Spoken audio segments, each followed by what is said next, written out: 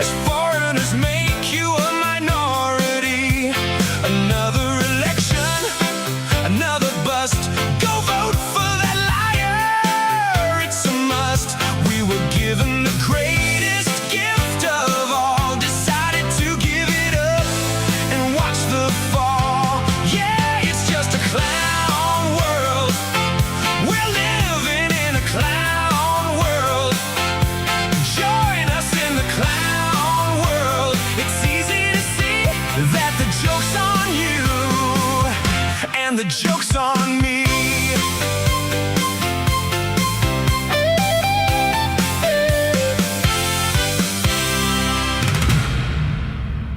Ladies and gentlemen, it is Wednesday, July 29th, 2026. Your home for political play-by-play, the Owen Report with you for the next 3 hours at least. I doubt you want to hear too much about the Fauci hearings today. And really, it's not even much of the news stack. But there is a point, there is an angle that I'm going to get at today that I'm not seeing anywhere else.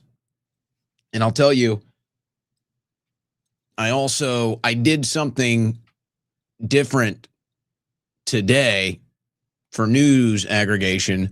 I did something today that I haven't done in probably over a year because of the current political climate, or more specifically, the current layout of the political media and where I look at where I can go for value versus where there's no value. And so I wanted to kind of look at the response to the Fauci hearing today and just kind of see where people landed. So I'll let you know about that. But we're not going to get too much into the actual hearing because aside from Rand Paul alleging or inquiring that Fauci had destroyed federal documents, aside from that, I'm not really sure there was anything new today. It was mostly just grandstanding. But there are some things that we're going to cover here that I'm not seeing anybody else in the media cover. And so we will get into that. Most of the news is on the war front. Most of the news today is actually going to be on the war front. Major shakeups geopolitically. It's all kind of sticking with the same trajectory that it's been on, but some of these recent developments give us a little bit better vision of where we're actually at with this war in Iran and maybe in Ukraine as well. And it doesn't look good. Not for Trump. Not for Trump. And it's getting to this point where the more Trump talks about this, the worse he looks. And it's kind of become just a big TV show. Is kind of how I look at it now. The Trump administration is basically just a TV show. That's how they look at it. Lights, camera, action, go. Maybe some of it's scripted. Maybe some of it is random. But it's all a big TV show. It's all about lights, camera, action. That's what the people that are in the administration like. The ones that don't like that are probably gone or hiding. And that's what it is. And that's what's driving Trump. That is Trump's main motivator, is getting up and getting in front of cameras, getting up and starting the TV show. I feel like that's what's keeping him going. And so nothing else really makes sense because he's just approaching this like a reality TV show now. And you just say whatever comes to your mouth. So this recent wave of attacks where Iran is attacking a base in Jordan and then Trump's response, every time he says Iran has nothing, a few days later they attack us, they attack a base, and we suffer casualties. And so it's getting a little ridiculous. But most of the news today is on that. So there's a bunch of different developments. China, Saudi Arabia, Yemen, the Houthis. All of these things are moving fast. And I think the reality that's starting to catch on, and this is maybe the philosophy, maybe the approach of some of these other political leaders, especially when you look at China today, I think they look at Trump a lot differently. And I think they handle Trump a lot differently. And they really don't care if they lie to Trump now. They really don't care if they tell Trump they're going to do something and they don't. They turn around and they say to him, hey, how can you say that to us? This is exactly what you do. You're the one that says you're going to do something and doesn't do it, so you can't really blame us. And nobody's ever really said that to Trump. Trump's kind of been getting away with that his entire life, and it's not really working anymore. And now the rest of these foreign leaders are saying, hey, you know what? Trump doesn't even have any real support in his own country anymore. Trump's bloviating and Confidence Act, it's not really hitting. He's losing the support of the American people. And so from Trump's mindset, this is why he's kind of gone dictator in certain instances, talks about how jealous he is of China and North Korea. It's because he looks at it as, hey, you need to support me no matter what, because it makes me stronger. And I guess you can get the logic of it, but that's not how it works here. That's not how it works. So you see this news coming out of China and you think, okay, are these foreign leaders playing Trump the way he played them? Are these foreign leaders now looking at Trump as a man that doesn't even have the support of his own people? And is that why some of these decisions are being made to support Iran? So we're going to take a look at all of this. And how is this impacting morale of the young men and women that are serving right now? How is this impacting their morale? And there's another story about that, or something I think that could be about that. They're not going to outright say it, but there's a story out there today that I think, this tells me morale is not very good, and they're trying to do something about that. So we'll take a look at that. We got other news happening in D.C., some stuff that's going to affect the midterms, no doubt. I don't know if any of it will affect the midterms as much as this ongoing conflict with Iran, but there are some developments today that I think can break in the midterms and maybe make a bit of a difference. So we'll look at that. Let's see here. Oh, boy. Well, I told you that Candace had more. And that's another home run from the great Babe Ruth. So now there's some follow-up questions. So now that she's released the more, at least this recent wave with the texts and now the video. So this is the new wave that Candace has here. And there are some questions. There are some obvious questions, specifically when it comes to this video that she's released, that nobody's asking. Again, it's like, why is nobody asking this stuff? It's very odd. We're going to ask them today. So we are going to review that.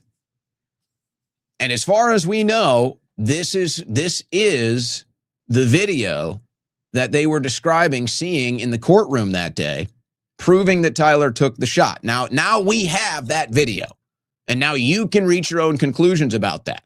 So we'll show this video, but there's other questions about this that just make you say, huh? What? It just continues to not make any sense. And then we got this situation. You know me, if you've been listening to me for a while, you know I'm a fan of Michael Savage. I've always been a fan of Michael Savage. And it doesn't mean I agree with everything he says.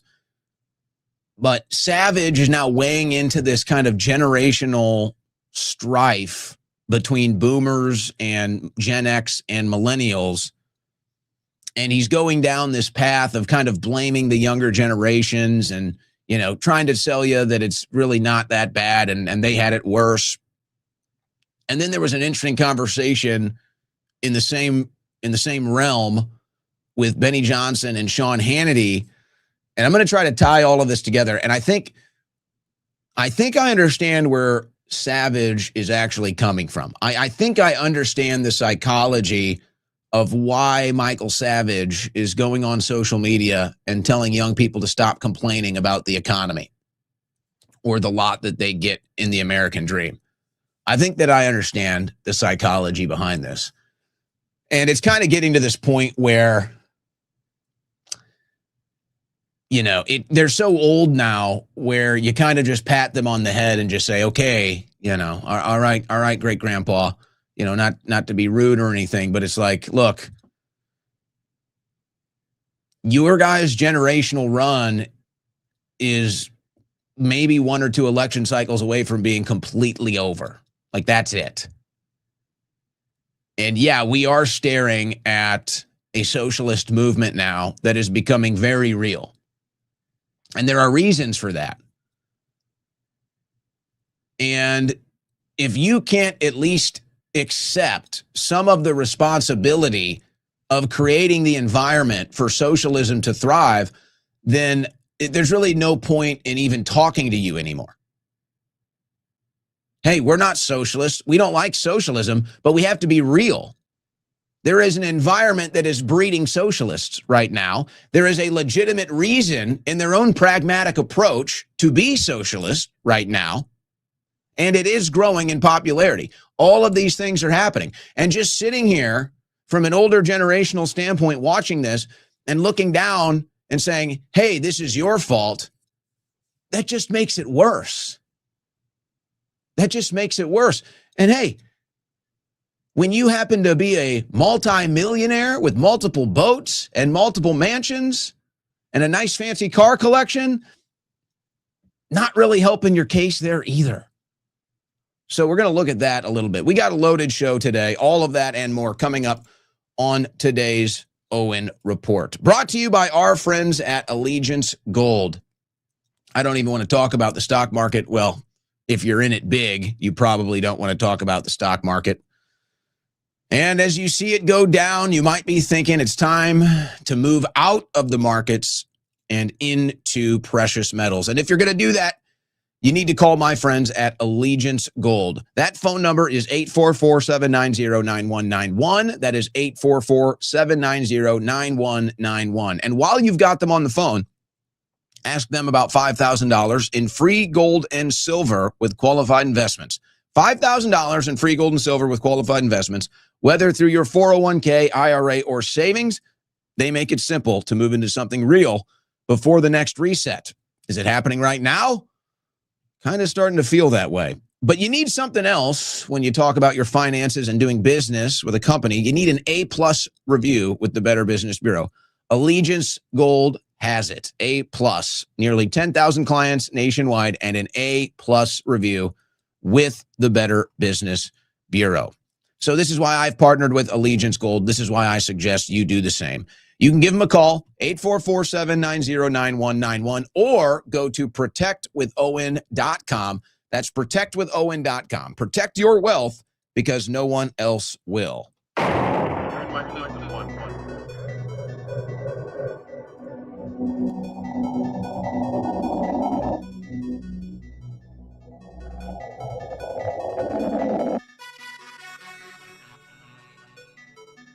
On the cutting edge of news and analysis, the Owen Report with Owen Schroyer.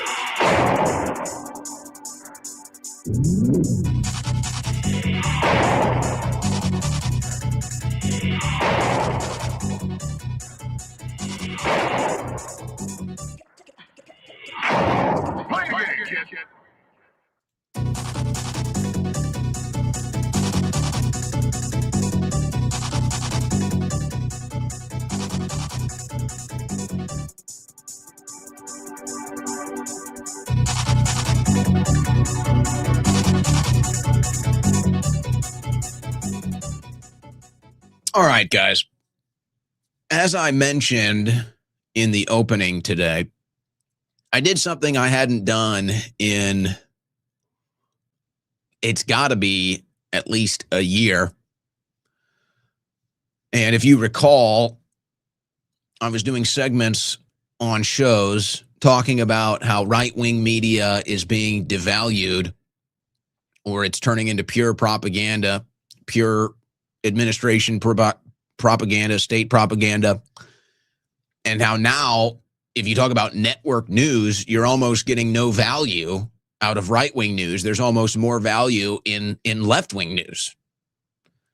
And so you may remember me talking about that probably starting about a year ago, where the right-wing media just turned into pure establishment slop, pure Trump hobnobbling and ball gobbling, and it just became almost completely valueless. And so I really had to kind of shift my own media consumption, because I can't waste time consuming valueless media. I can't waste time consuming media that doesn't give me anything. So I started to shift. And I got curious today. as the Fauci hearing was going on. And I could already tell, it's like once you knew he was going to plead the fifth, it was, it was over. And it just, from there, it became a matter of who's going to waste their time and stick around. And then what members of Congress want to make sure that they get their 5 minutes so that they can create a sound bite, a clip, a campaign moment, whatever. So once I heard Paul and Fauci and then plead the fifth, I was like, okay, I'm out. I'm done. And I said, you know what I want to do? I want to go around and do what I used to do in right-wing media aggregation and go back to these sources that used to be the best sources, like more than a year ago. They had their run for about 2 or 3 years. And I said, what is it going to look like today? What is it going to look like in kind of the establishment, right-wing, some Con Inc., some more independent, but the right-wing media that kind of went all in for Trump, all in with Trump, and just morphed into that in the last year or two. And I said, this is going to be interesting. Watching how they respond to the Fauci hearings is going to be interesting. And what I noticed, and I don't know if I would say I was surprised, but it was maybe refreshing at times. What I noticed was it was essentially the same break.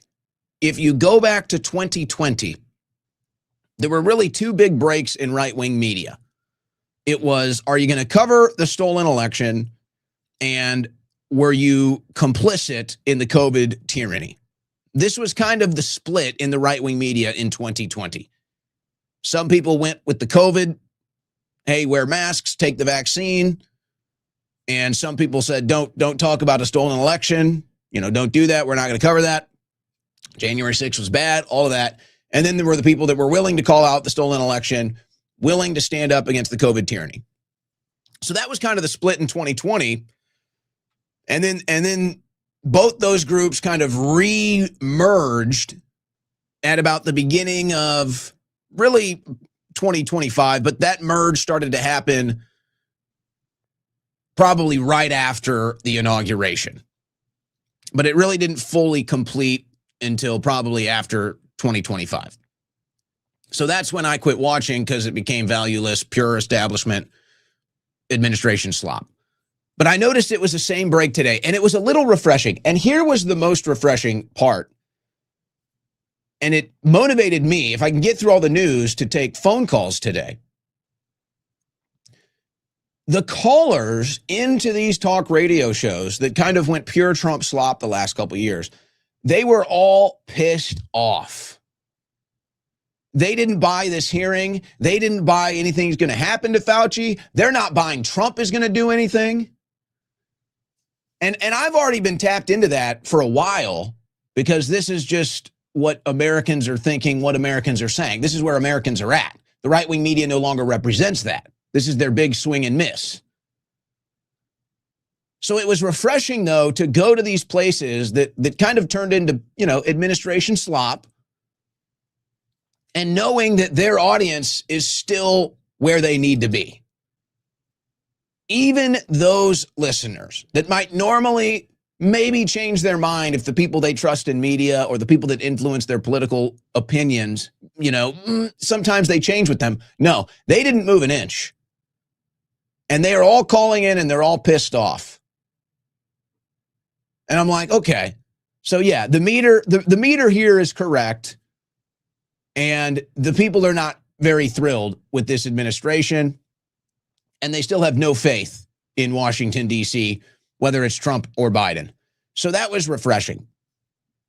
Now, I don't know if I'm going to do this again, but I am curious to see what happens next, because we saw the reaction a week ago when Trump did the stolen election presentation.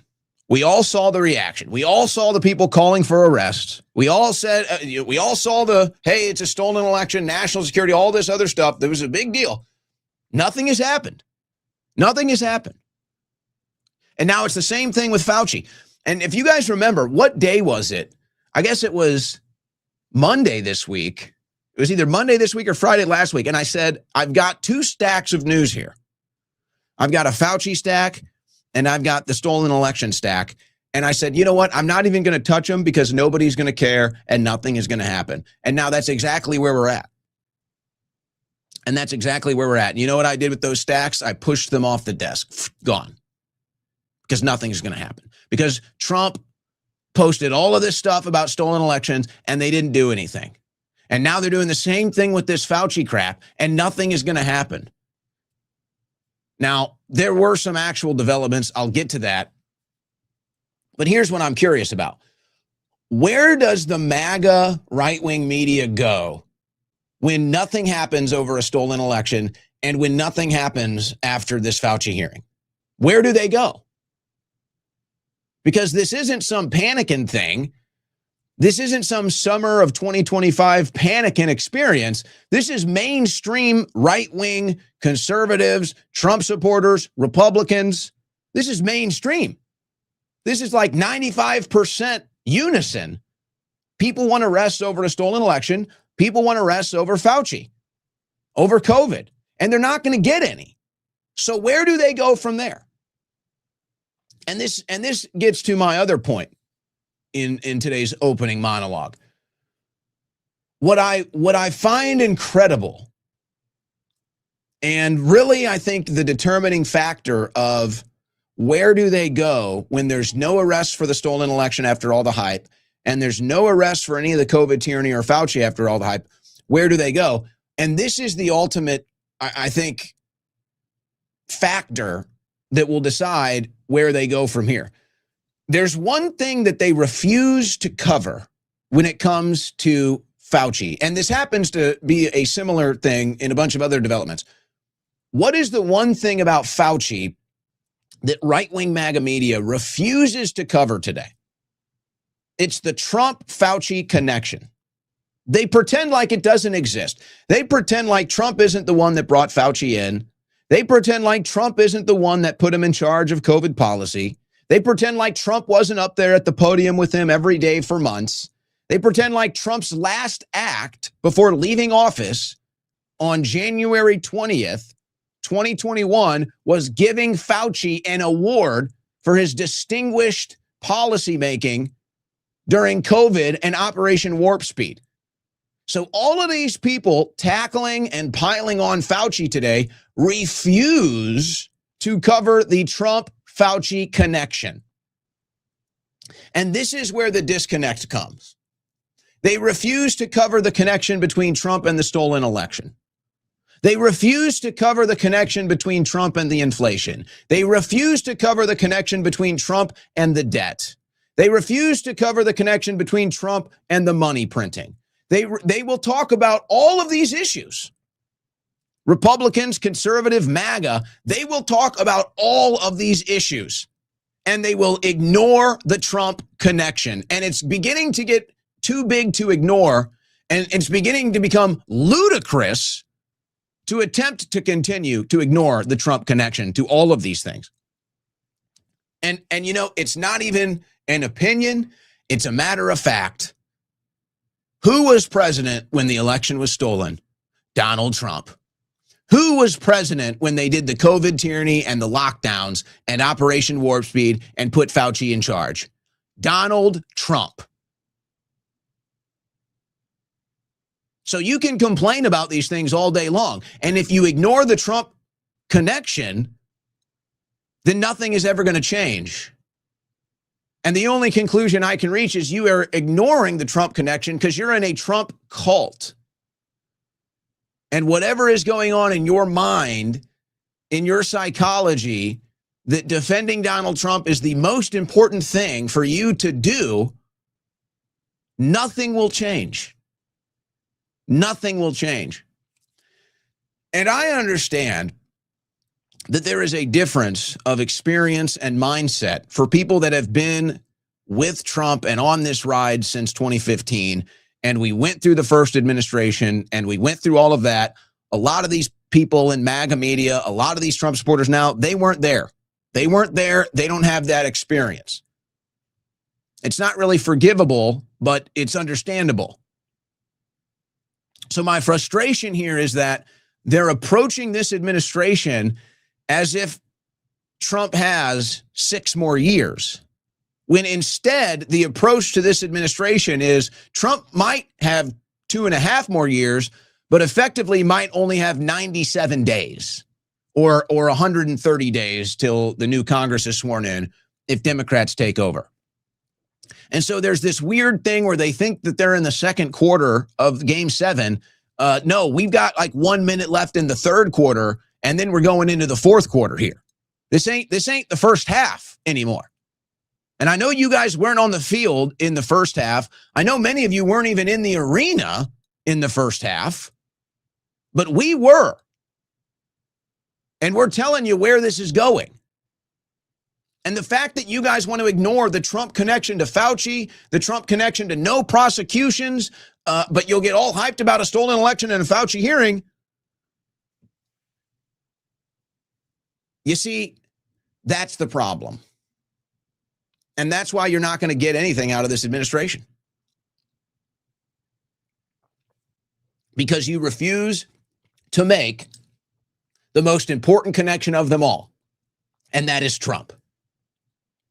And, you know, that doesn't mean you have to not like Trump or turn against Trump or however you want to put it. It just means if you're going to sit here and complain about all of these things and you're not going to take them to the boss and you're not going to take him to the guy in power when all of them are happening, you're not serious. You are a cuck.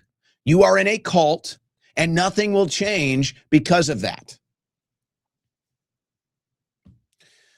So the rest of us hang out here in Clown World while we watch you guys play around in the swamp. All right. A little bit of a rant to open the show today. That's kind of my Fauci. That's kind of it on Fauci. I mean, I've got the headlines here. Fauci invokes the Fifth Amendment. I had it at 111 times. Some people say it was 130 times. It was too many to count. It was too many to count with Fauci today. You know, what a humiliation ritual too, watching that. Like, just, what are we doing, man? What are we doing? Now, Trump is commenting on all of this. Trump is weighing in. I've got a Trump essay for you here. Do we need to read the whole Trump essay? I guess so. Many more people died of COVID under the Biden administration than under the Trump administration. Oh, boy. Oh, boy. Oh, but Biden. Here we go. You know, that doesn't even make any sense either. It's like, that doesn't even make sense. I mean, who knows if it's even true? Does anybody even trust the numbers?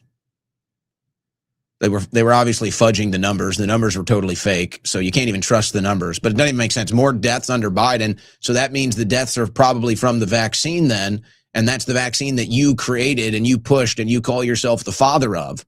So if you're saying more people died under the Biden administration, then that means they died from the shot that you pushed, you moron.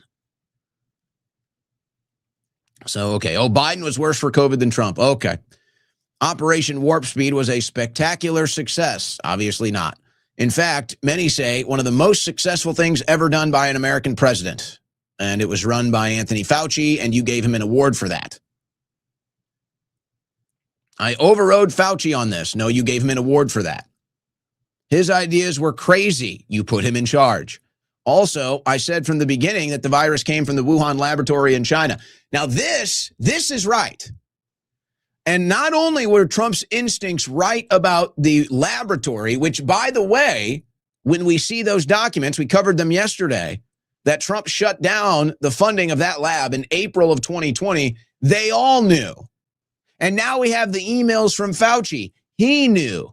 Everybody knew. I mean, folks, I literally broke that story with Dr. Francis Boyle on the Alex Jones Show in January of 2020. Now, I give credit to Dr. Francis Boyle.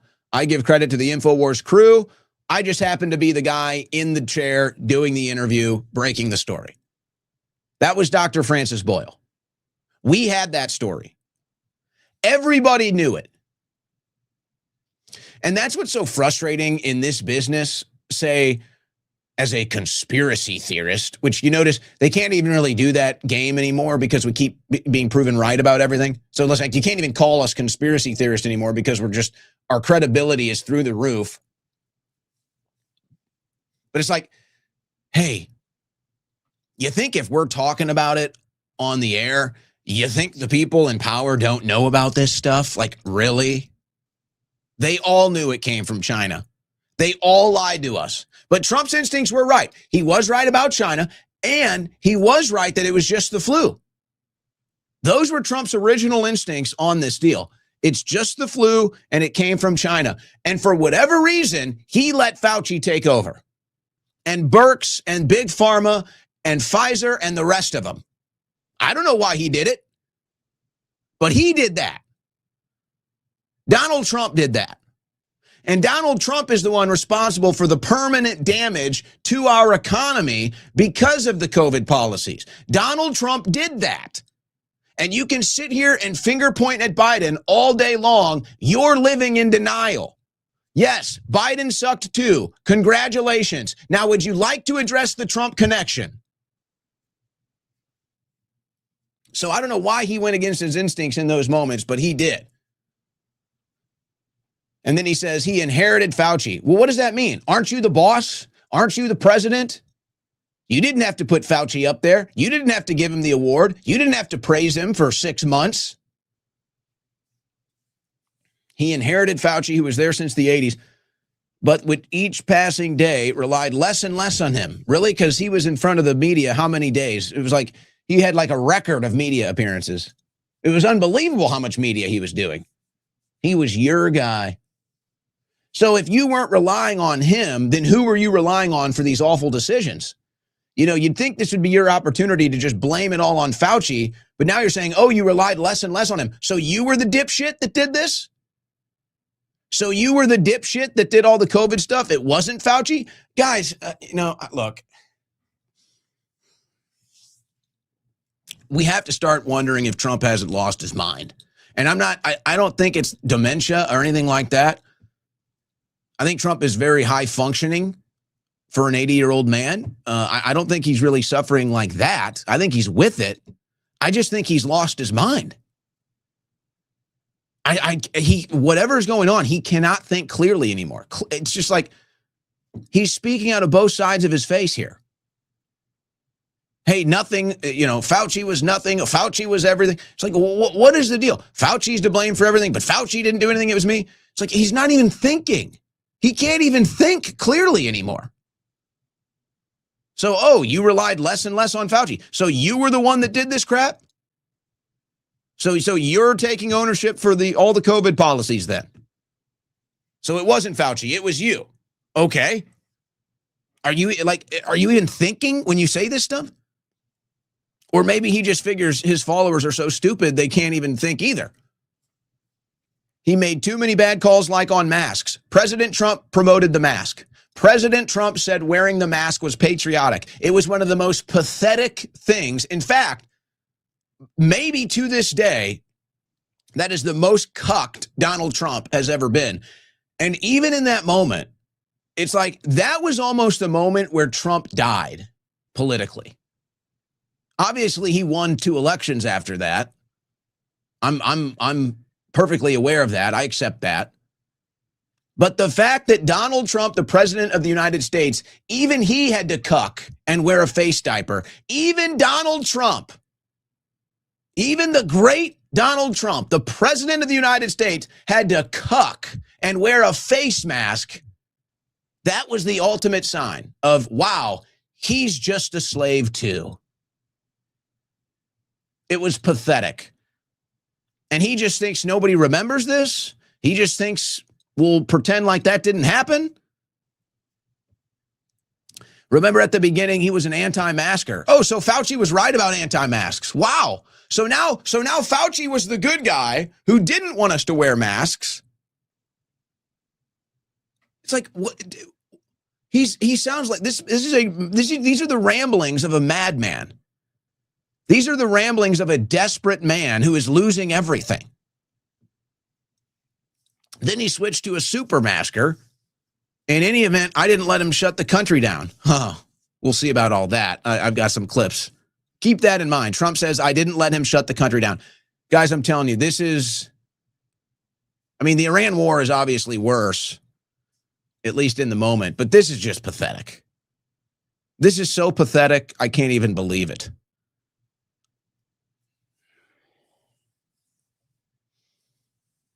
I can't even finish this madness. I can't even finish the madness from this man. I'll take too long. Now, I'm going to skip through all these Fauci quotes. I don't even care about the Fauci clips. I want to go to this. So Trump now is saying, oh, I didn't shut down the country. Trump saying I had nothing to do with the shutdowns. Fauci did the shutdowns. It was Fauci's fault. That's Trump in his statement today. So Trump says he had nothing to do with the shutdown. Here's Trump campaigning in 2020. We closed the country down. I could have kept it open. And I could have done what some countries are doing. I had to shut it down, and we did the right thing. I thought of keeping it open. And we did just the right thing. We closed it down. And a group of very smart people walk in and say, sir, we have to close it. And we did the right thing. They can't do anything without the approval of the President of the United States. Even the Democrats aren't blaming me for that. We had to close it up. Some people wish we never closed it down. We did the right thing. We closed it. It's a decision for the President of the United States. So we did the right thing. We had to close it up because nobody's ever heard of closing down a country, let alone the United States of America. We had to turn off the airlines. We had to turn off everything. And we did the right thing. A lot of people have thought about it. Write it out. Don't do anything. Just write it out and think of it as the flu. But it's not the flu. It's vicious. We basically shut down our country. We did the right thing. We had to close it down. The president. By the way, let me go back to this moment real quick. Listen to this part again. We did the right thing. A lot of people have thought about it. Write it out. Don't do anything. Just write it out and think of it as the flu. Folks, that was his response. That was Trump's response. He's the one that said it's just the flu. We need to write it out. And then he changed his mind and he's pretending like that's not what happened. But it's not the flu. It's vicious. So is he talking to himself? What is that about? Basically shut down our country. We did the right thing. We had to close it down. The President of the United States calls the shots. And we had to close it down. We did the right thing. They're not working in offices. They're not in airplanes together. And we did close up. We had to close it up, and we did the right thing. We closed it down. We did the right thing. We closed it up. We were told we got to shut it down, stop it, tell everyone to stay home because of this horrible virus, and we did that. We had to artificially close our country. We've done this right, and we really have done this right. That we did the right thing. Everything we did was right. I mean, what is there to even say? What is there to even say? And, you know, I guess if I was just going to try to look at this from a neutral perspective and say, okay, well, Trump didn't know any better and he was just taking bad advice. It's like, well, okay, but we all agree that it was disastrous. We all agree it was criminal. So where is the justice? Where is the justice? Now you look at this, and Trump just really just starts to look like a complete clown. He starts to look like a complete buffoon. And I guess the burden that I have, many of us have, I guess the burden that we have, that this new MAGA, Johnny come lately, sunshine patriots, the burden that we have is that we've been following the news every day for years. We've been following the news every day for decades. I have the burden of sitting on air 3 hours a day for the last 10 years covering this stuff. I remember this stuff. And these new MAGA people just don't. They're just whatever Trump puts in the trough for them, they're going to go neck deep and just eat the slop. We have the burden of remembering what happened, being there for it, being a part of it. So it's frustrating going through all this. And Trump just starts to look like a TV show clown. He just starts to look like a TV show buffoon, a TV show character. But you know what? I really don't even care. Honestly, I don't. I just want good policy and good results. That's it. I don't care if Trump dresses up in a clown outfit. I don't care if Trump dresses up as an astronaut. I don't care if Trump comes out there in a damn diaper. I just want good policy and results. That's all I want. I don't care where or how we get it. I just want good policy and I want good results. And Trump is not delivering, period. And we've given him his shot at redemption.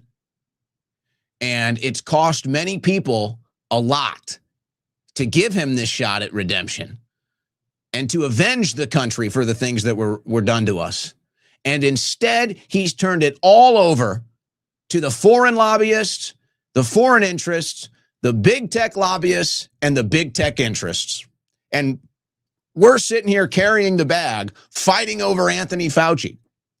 And we're sitting here bickering about a stolen election. And both of these issues that right-wing MAGA is fighting about, both happened while Trump was president. And yet they still won't turn around and look up and say, hey, big guy, remember us? Remember those mass deportations? Remember the COVID tyranny, COVID justice? Remember all that stuff? Hey, boss, can we get back to that? No, we're going to simp for big tech. We're going to simp for the foreign lobby.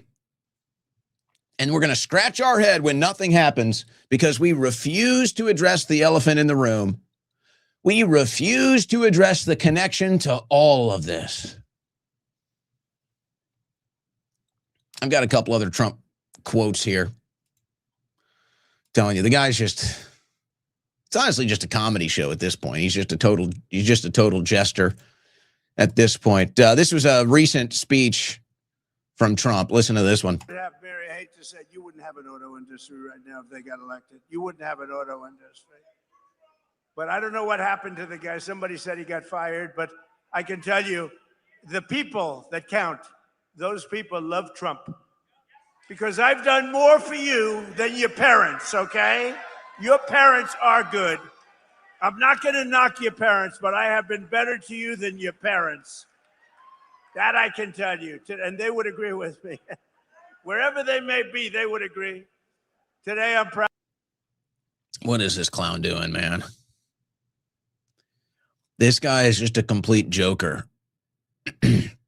And, you know, I get the insider angle. Hey, he works 18 hours a day and he's moving and shaking. No, I know. I'm not denying that. Trump works all the time. He is a workhorse. And I respect Trump's drive. I admire it for an 80-year-old man to get up there and do an 18-hour TV show every day and juggle all these issues. It is impressive. Now, the results are kicking our ass. The results of the Trump presidency are burying us. But I look at him as an 80-year-old man and I'd say, wow, tip of my cap. You're really out there doing it every day. That's impressive. But it's just like a total clown act now. But that's the DC perspective is, hey, he's working every day. You know, he really cares. He's a patriot, all this stuff. And they get to be a part of the show. You know, they get to be a part of the 18-hour reality TV show, Trump TV show. And so they kind of like that. It's like the results don't really negatively impact them too much. Oh, my goodness. Oh, my goodness. Well, we're about to break into the war, the no new wars here, you know. We're about to break into the no new wars segment. Let's just go ahead and break in. I was wondering if we'd maybe take an early break and then just cut that into a segment. Let's just get into it now. Now, to put it into perspective, this was earlier this year from the Oval Office when Trump was addressing why the federal government is broke. Because the United States can't take care of daycare. That has to be up to a state. We can't take care of daycare. We're a big country. We have 50 states. We have all these other people. We're fighting wars. We can't take care of daycare. You got to let a state take care of daycare, and they should pay for it too. They should pay. They have to raise their taxes, but they should pay for it. And we could lower our taxes a little bit to them to make up. But it's not possible for us to take care of daycare. Medicaid, Medicare, all these individual things. They can do it on a state basis. You can't do it on a federal. We have to take care of one thing, military protection. So there it is. You're broke. Your cities are crumbling. You can't get health care. You can't get daycare, which I don't believe should be paid by the government anyway. So I'm not even agreeing with the direction here. But the admission is nice. The admission from Trump is nice. Hey, you can't have nice things because we're constantly at war. But don't you dare ask why. And don't you dare ask for who. Don't you dare. Or you'll be kicked out. You'll be removed. And we'll be sure to label you a panican or some other nice word. Now, remember, Trump has always had an interesting relationship with Lindsey Graham, to say the least. When Trump was anti-establishment, he called out Lindsey Graham as a warmonger. Then Trump was the establishment, and he worked with Lindsey Graham to foment more wars. But Trump gives a statement on Lindsey Graham's warmongering yesterday at the funeral. He was extremely hawkish. I will tell you, he never saw a war that he didn't like. Only his true friends would understand that, but he wanted it for the good of our country. Lindsey, he was often unfairly characterized as a warmonger. I've heard that false criticism a lot. It's not true. So you just called Trump a liar. The truth was the opposite. Lindsey desperately wanted and talked to the president about a lasting peace in the Middle East. He wanted every region, every country in the region on that path to peace. That was Lindsey's dream. If people would only listen to what he had been saying. He was extremely hawkish. I will tell you, he never saw a war that he didn't like. Yeah, that's funny. So Trump calls out Lindsey Graham as a warmonger. Sean Hannity says he's lying. He was never a warmonger. You know, I've got another Hannity bit, maybe even a couple today. Hannity's such a weird character. I don't want to get distracted onto a Hannity off rail here, but the whole Hannity is he just like a total fraud, or what's his deal? But we'll save that for later. There's some other stuff. You know, it really hit me today because the headlines were popping up again and it was back in the media again. It really hit me today. I mean, we covered it yesterday, but it didn't really hit till today. Joint Base Charleston will be renamed in honor of the late Senator Lindsey Graham. It didn't hit me till today how absolutely disgusting this actually is. This is despicable. Lindsey Graham, the corrupt senator who sent American men and women to fight in wars that he would never dare go into himself. He never was in the military. Why are we naming a base after him? Why don't we name this base after one of the fallen soldiers in this latest war that he supported? How about that? How about we name the base after one of the American men or women that died fighting in a war that Lindsey Graham sent them to fight in? How about that's who we name the base after? Not Lindsey Graham, the warmonger, the corrupt senator. It really hit me hearing that today, how absolutely disgusting that is. How despicable that is. I mean, that's like a kick in the balls, man.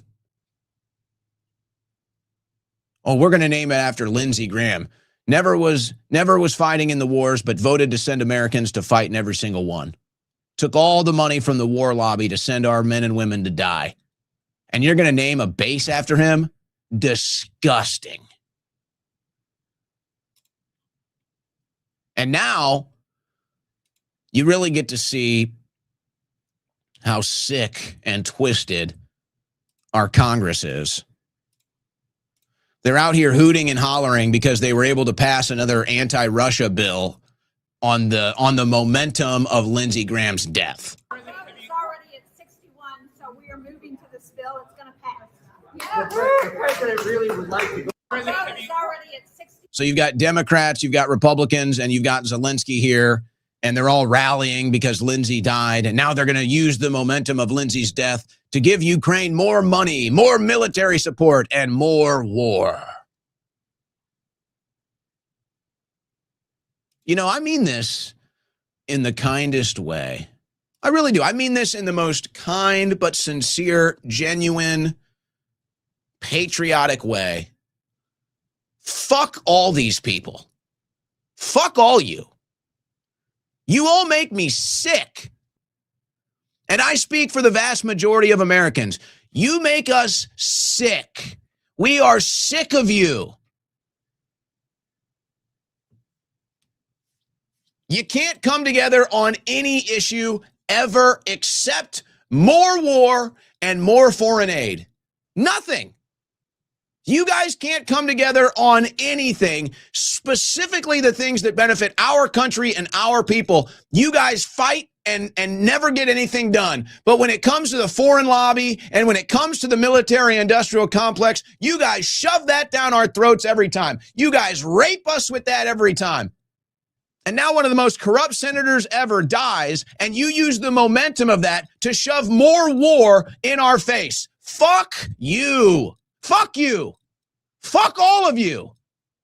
Seriously, I'm sick of all of these scumbags.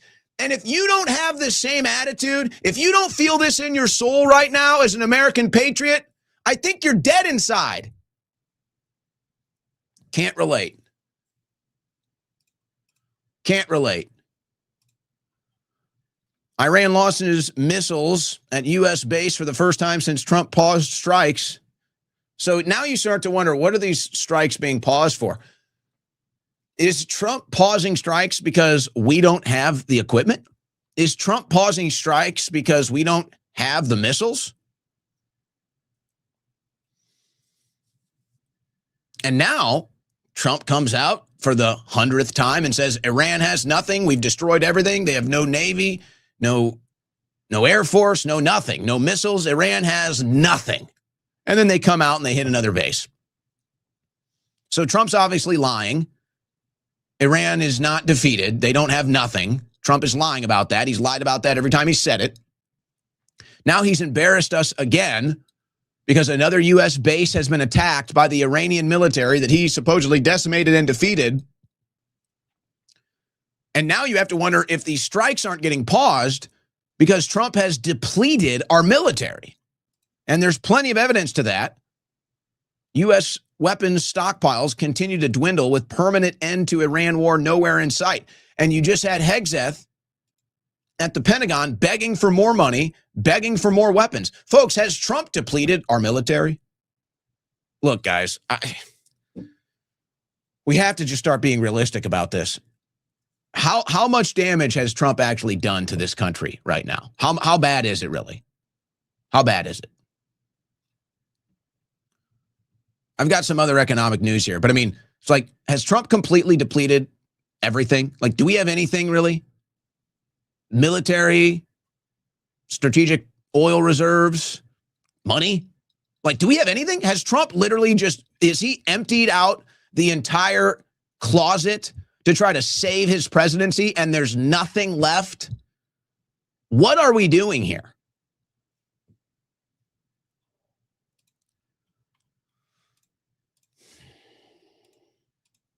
Iran to get Chinese shoulder-launched missile systems in weeks, so Iran continues to get Chinese aid. Now, remember, Trump has said this, how China told him that they wouldn't get involved, so obviously that was a lie. I don't think Trump is lying. I'm thinking China lied to Trump. I bet China probably with a wink and a nod told Trump that they wouldn't get involved here, and then they probably didn't mean it. And here's how I think this is going down. I feel like in the first Trump administration, the world leaders had some modicum of respect for Trump and maybe even feared him to a certain extent. Not in so much of a negative way, but just, kind of respect, kind of fear, like, okay, yeah, there's some reverence there. And I think a lot of that was driven by the passion of his base. Well, this Trump and this Trump administration, it ain't there, folks. The magic is gone. There is no base. There is no passion. Everybody in the world can see it. The only people that are living under this delusion that Trump is still cool and popular is MAGA. They don't realize that their movement is dead. They don't realize that they're in a room all alone and isolated. So nobody really lives under the MAGA delusion anymore except them. So believe me, Xi Jinping, Vladimir Putin, Iran, the rest of the world, they look at Trump differently now. They look at Trump as kind of a lame duck in a way. And they don't really care if they lie to Trump. They don't really care if they piss off Trump. And they've been through enough with Donald Trump where they know he lies to them, and they know Trump will say one thing to them and do the other. So now they do it to him, and when he complains, they just say, hey, you did this to us, jackass. This is how you treat everybody. Now you get a taste of your own medicine. And my guess is that's the conversation going on between Trump and China. He's saying, why did you do this, Xi? You told me you wouldn't support him. You told me you wouldn't support him. And Xi's like, yeah, well, you told me a bunch of stuff too, and you didn't do it. So how do you like your own medicine? Get bent. You want to keep fighting a war in Iran? Cool. We'll keep arming them. Good luck. Have fun. Oh, and you know China loves this, by the way. China loves Trump being distracted in Iran. No, there might not be anybody happier about the current foreign policy than China. You've got Trump still in the weeds of the Ukraine mess, the Ukraine disaster, and now you've got Trump diving headlong into Iran. Oh, China's loving this. And they don't even have to really do anything. Trump can't even tariff them. Trump can't even win with tariffs. So now China is basically publicly humiliating Trump by supporting Iran, and China wants Trump to continue to fight Iran in the Middle East. China wants Trump to be distracted in Ukraine, in Iran. They're loving it. China, nobody likes America's foreign policy, well, except Israel. There's Israel and China. Those are the two countries that benefit from America's foreign policy. That's it, by the way. No one else, just Israel and China. And it's ironic, too, because we're told one is our biggest adversary and one is our biggest ally. And yet our biggest ally and our biggest adversary both benefit from our foreign policy and no one else. Now, obviously, Trump has to respond here. Trump threatens to hit Iran hard following missile attack on U.S. assets. Now, you have to wonder what that means. Obviously, there is some level of depletion with our military. Who know now? What, missiles, whatever. I don't know. You could be at a point where what Trump currently has is so big that he probably doesn't even want to use it. And maybe they're waiting to restockpile some of the different things that they have been using to this point. And they were hoping Iran would at least stop firing until they could restockpile. And Iran said, yeah, we don't care. We're going to go ahead and do this anyway. So Trump had to call in. This is Trump's favorite game to play to get narrative control. He had to call into Fox News this morning. That's what he does. So he had this to say after the Iran attacks. Trey, what did the president tell you? Yeah, guys, good morning. President Trump reacting to that Iranian attack on U.S. forces overnight in Jordan. President Trump tells Fox News about Iran, we are going to beat the effing S out of them. He went on to say, we'll be hitting them hard. They're going to get a beating. So clearly the United States is going to respond to what the president described as a surprise attack. He says U.S. forces had just minutes to shoot down these incoming Iranian ballistic missiles. The president says he has reviewed video of the shoot down, and it was U.S. forces conducting this operation to defend that area. He said it was real time. They were calling out coordinates and ensuring that none of this incoming Iranian fire got through. Trey, what did the president? Well, some of it got through. And let's hope there were no casualties. There hasn't been any word of any casualties, but my fear is that Trump's response to this makes me think there might have been a casualty, or maybe significant damage at least. Because Trump's response, and apparently the rhetoric he's using talking to reporters right now, is, he's cursing up a storm, he pounding desks, all the stuff. He's really pissed off. He's going to get him now. Well, we've obviously been here before, so I don't know how much stock you put in Trump saying he's going to beat the, effing hell out of them. I don't know how much faith you put in he's actually going to do that or not. I think President Trump is in a weird situation right now where he knows if he does a big attack like that, it's like, I think he has some self-awareness to know that he's kind of viewed as like a really bad guy right now. But maybe he thinks that there's enough of a gray area that he can kind of escape that being his permanent legacy. It's like he's not going to go down as a war demon yet. But if he does some massive attack or some, let's say nuclear bomb attack on Iran, not to get into semantics about what type of attack, but, a big attack, he knows that will seal his legacy as a war demon. He knows that if he does that to Iran, the world will view Donald Trump as another warmongering pig, and whatever legacy he built up to this point, it's all gone. And forever, Trump's identity will be a smoldering hole in the Middle East with tens of thousands of people dead, plus all the American men and women that will die in the aftermath. That will be Trump's legacy, and it will be worse than Bush's because the level of awareness and the level of media involved in it now is 10 times bigger than what it was when Bush was doing this.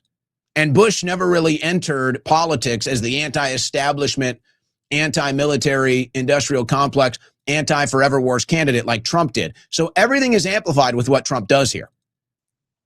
So if he moves forward with these threats, he goes down as a war demon. That's his legacy. He doesn't want that. But yet now he's done this war. He's in this war. Americans are dying. We're paying $1 billion a day. This thing is a disaster. It's tanking the midterms. It's tanking his support. Yeah, you could say Trump is in a rock and a hard place right now, but hey, that's what you get. He made the decisions to work with the foreign lobby. He made the decisions to put Israel first, and so this is what he gets. And if MAGA wants to ride with that, good luck. And now Yemen? What is this? Yemen is getting involved even more. Yemen's foreign minister says Houthis using Bab al-Mandeb Strait to mirror Iran's Hormuz pressure. We can't even eliminate the Houthis? Houthis want to copy Iran's Hormuz control in the Red Sea. Speaking in Riyadh, Yemen's internationally recognized government warns that global complacency has emboldened the Houthis. Guided by Iran, Houthis may start charging for passage through Red Sea Strait. Oh, I thought we had control of the strait. Bab al-Mandeb ship traffic slumps 56% since Houthis Saudi embargo. So Trump says that we have control of the strait. I don't know who has control of the state, if anybody does, but it looks like for all intents and purposes, Iran is still the power in the Strait of Hormuz. And now the Houthis are about to take over the other strait on the other side. And Trump's sitting here, begging for a pause because our military is spread so thin and so depleted by our disastrous foreign policy. He's got egg on his face and dead soldiers coming home. So he has to call into Fox News and talk trash. Meanwhile, Americans support Netanyahu arrest by 22-point margin. The American people want Netanyahu arrested. And I guess I would put it into perspective a little bit here. A lot of this is built up sentiment going back to the 2000s, dealing with all the intervention in the Middle East. A lot of this is built up to this point, and Trump and Netanyahu are going to end up being the fall guys. Now, Netanyahu has way more responsibility for this, obviously, than Donald Trump, but Trump is now playing his role. What does this represent? Why do Americans support Netanyahu arrest by a 22-point margin? Folks, the American people are so sick and damn tired of being at war in the Middle East. We're done. We're tapped out. We're sick of it. We don't want to hear about your reasons. We don't want to hear about Muslims. We don't want to hear about Israel and God's chosen people. We don't want to hear about Christian Zionism and Judeo-Christian values. We don't want to hear about how it's a beneficial relationship. We are sick and damn tired of it. We have sat here and watched our country play in the quicksand of the Middle East for our entire lives. And when we go downtown, it's depleted. And when we go down to Main Street, it's gone. And when we go down to First Street, it's covered in homelessness, drug abuse, degradation. We have sat here and watched this our entire lives, and we're done. You can feed us the same slop over and over. We are done. And DC refuses to recognize this. DC refuses to represent the people on this because they're owned by the lobbyists. And Trump has proven that more than any president ever, and it's not even close. But Netanyahu, he's a big tough guy. And, you know, Sean Hannity is going to give him the platform. I won't even play the clip, but Netanyahu goes on with Hannity last night, and he says he's going to go to New York. And there is a UN General Assembly happening in September. And Netanyahu says he's going to be there despite Mamdani's threat to arrest him and despite the fact that the American people want Netanyahu arrested. He says he's going to go there anyway. Now, folks, I got to tell you, this one hits a little differently. This one hits a little differently because, as I've said here, I'm not interested in political activism right now. It's like we did that for 10 years. We're supposed to be generating results. We got rug pulled. We got deceived. And so now we kind of have to wait out this season and recalibrate in this process. And so I'm really not interested in political activism right now. I mean, some things are kind of inherently activist, even if you're just covering it in media, like being against the AI data centers or being against these wars. So some of these things kind of blend. But as far as like going out in the streets and organizing, and I mean true blue political activism, you know, I'm just not really interested.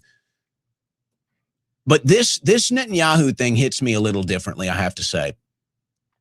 And it's the first time where I've ever had like an itch or like something kind of boil up in me about, you know what, it's time to go out in the streets and activate.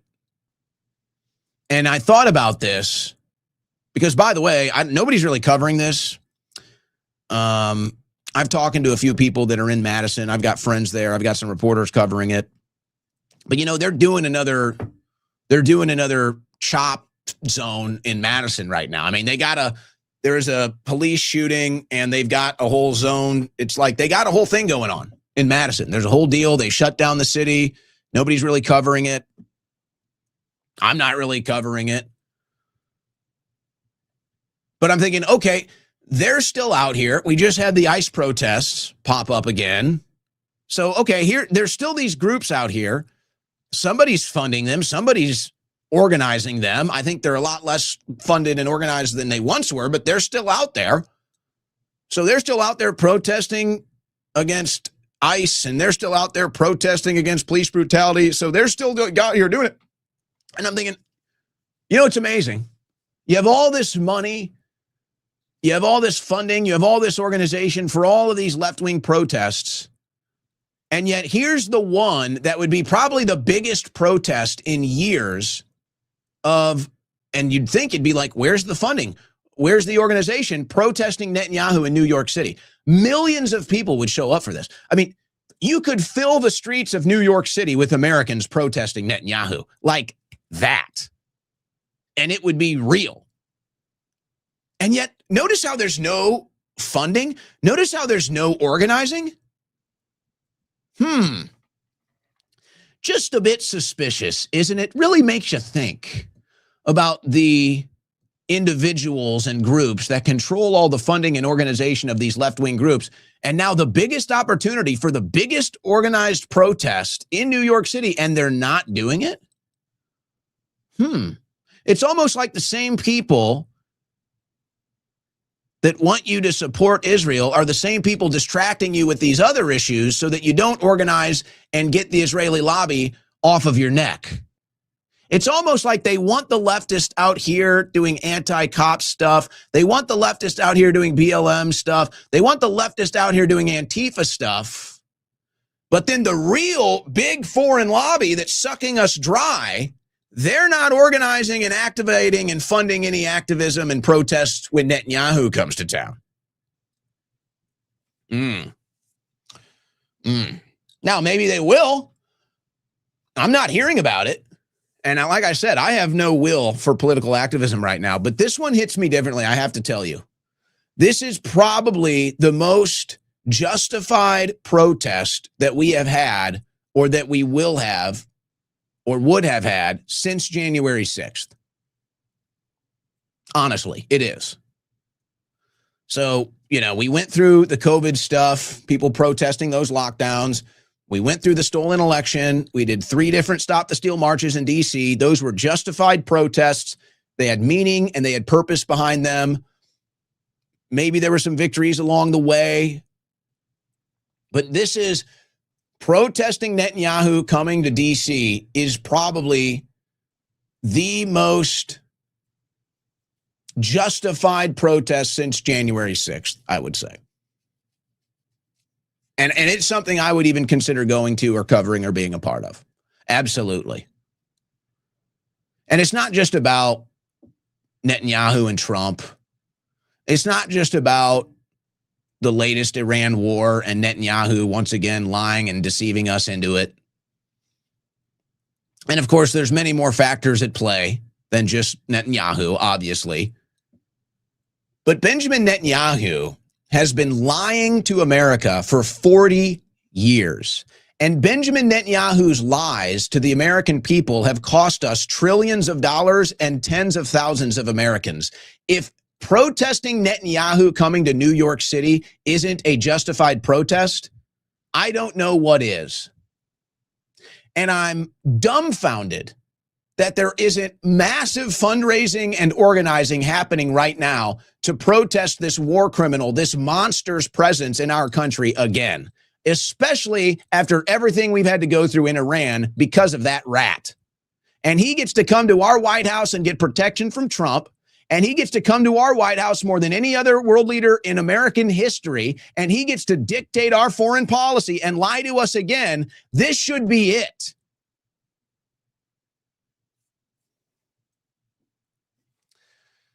You know what else is sad? And this is something that is very real, let me tell you. It's like every time you look up and you're dealing with these warmongers, you notice they're all like 60, 70, 80 years old. I have to tell you guys, there's this growing thing. It's very organic. It's very primal. But there's this growing like natural urge to say, hey, listen, old folks, get out of the way. Go. Leave.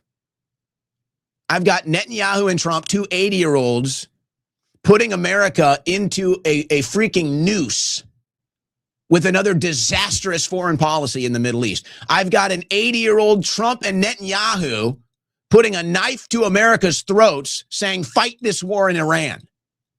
I'm sick of this. I'm sick of these old head warmongers. I'm sick of these people that have been involved in U.S. foreign and domestic policy for 40 years and have destroyed our country. And I'm still looking at it. I'm still looking up at them doing the same damn crap.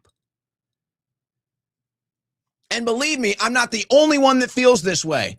This crosses the left wing. This crosses the right wing. This is how people my age are starting to feel. We're getting real sick of these 70 and 80-year-olds selling us out. We're getting real sick of the people that are responsible for the degradation of this country still in control. And you bet your ass there will be young Americans, even on the right, if the Republican Party tries to put another establishment hack in front of us in 2028, young Americans will vote for somebody who's just young, and that's it. That's it. They're going to look at the ballot, they're going to look at the ticket, and they're going to say, who is not old? Who is young? And if that person happens to be AOC, you better believe young people will vote for her just because she's young. They don't care about foreign policy as far as what she thinks. They don't care about domestic policy, financial policy. They don't care about any of that. The left, right, Democrat, this means nothing to them. People under 40 will go vote for somebody who's just young. That's all they want. They have watched old men destroy this country for far too long, and we're done with it. We're not going to do the same thing over and over again and expect a different result. They will vote for a young person, folks. This is not me endorsing anybody. This is not even my opinion. I'm telling you, this is festering right now in the American people. And if the Republicans want to go more establishment than ever, and if the Republicans want to cozy up to the #1 war criminal in the world, yes, young Americans will go vote for a socialist, even if it's against their own ideology. Because despite what you say, socialists are not the problem.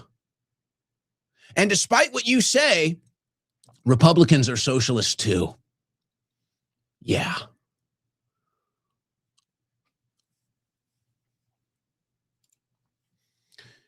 And I'm wondering about morale and if this story isn't an indication that it's very low.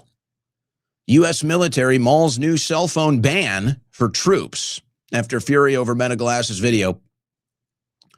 Such a move to restrict mobile communications would significantly alter the landscape for thousands of U.S. troops in the region. Could morale in the military be getting really low? Could the men and women in our armed services and overseas that are really starting to get pissed off at the foreign policy and this administration, and they want to take their phones away so nobody knows about it?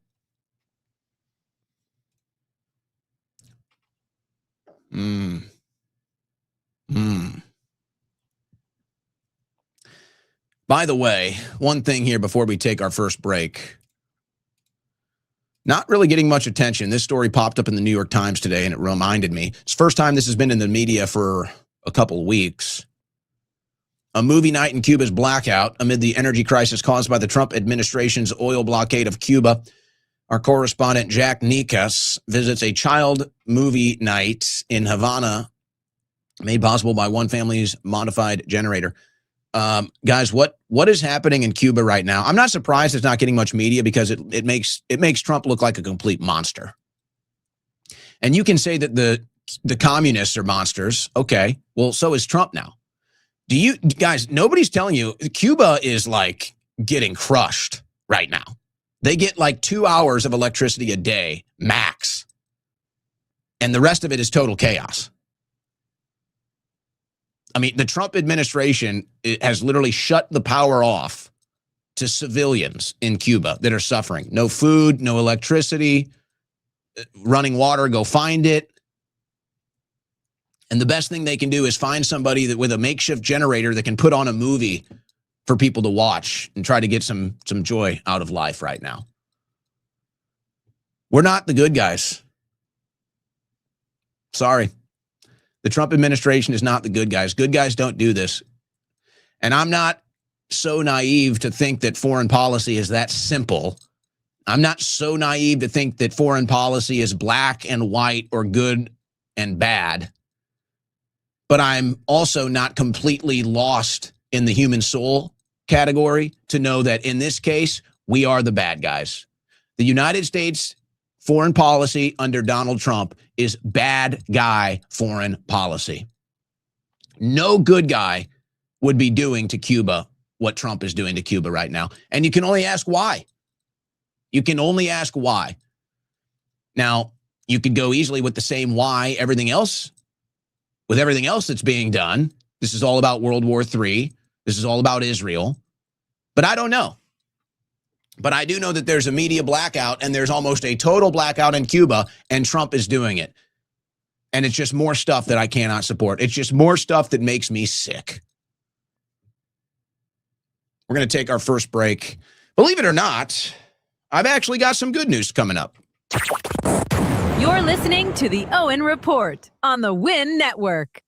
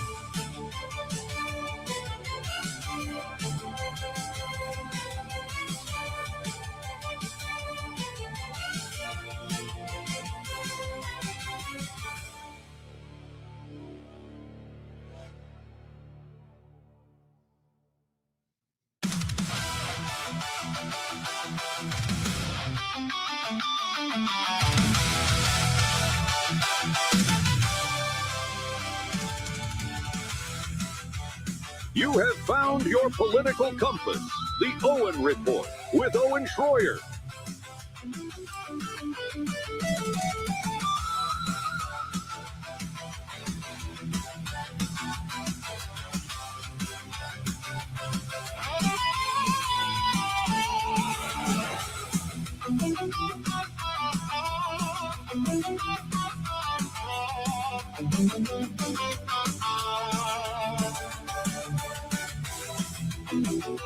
Well, I'd say we have brought the energy today. Wouldn't you say we brought the energy today? Well, that energy is brought to you by Crash Out Energy, the official energy drink of the Owen Report, formulated by me. For those out there like me that need to get your caffeine, you need your energy drink every day to get the day's work done, but you don't like the toxic ingredients in the energy drinks out there. You want something that's healthy for you. You want something that also gives you a little mental focus and clarity. That's why I formulated Crash Out Energy. Learn more about it and secure your canister today at crashout.energy. All right, I told you we had some good news. Some of you will look at this and probably think I'm just messing with you. Yeah, maybe a little.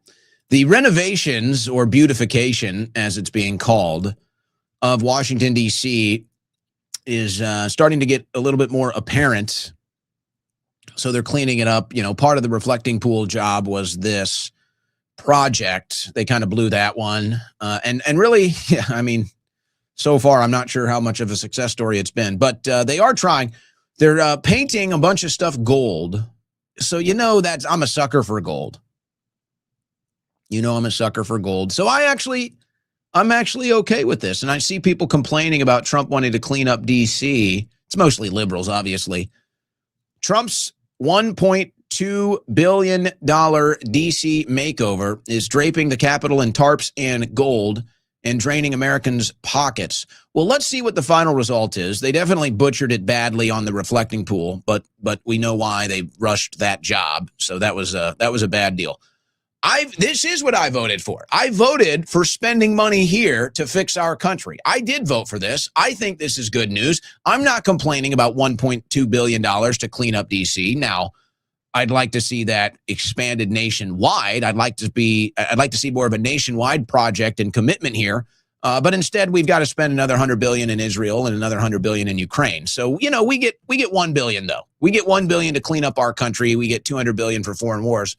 But no, this is good. I support this. I wish we would do more of this. I wish this is where our money was being spent and dedicated. This does actually create jobs and make our country nicer and better. So I actually do support this.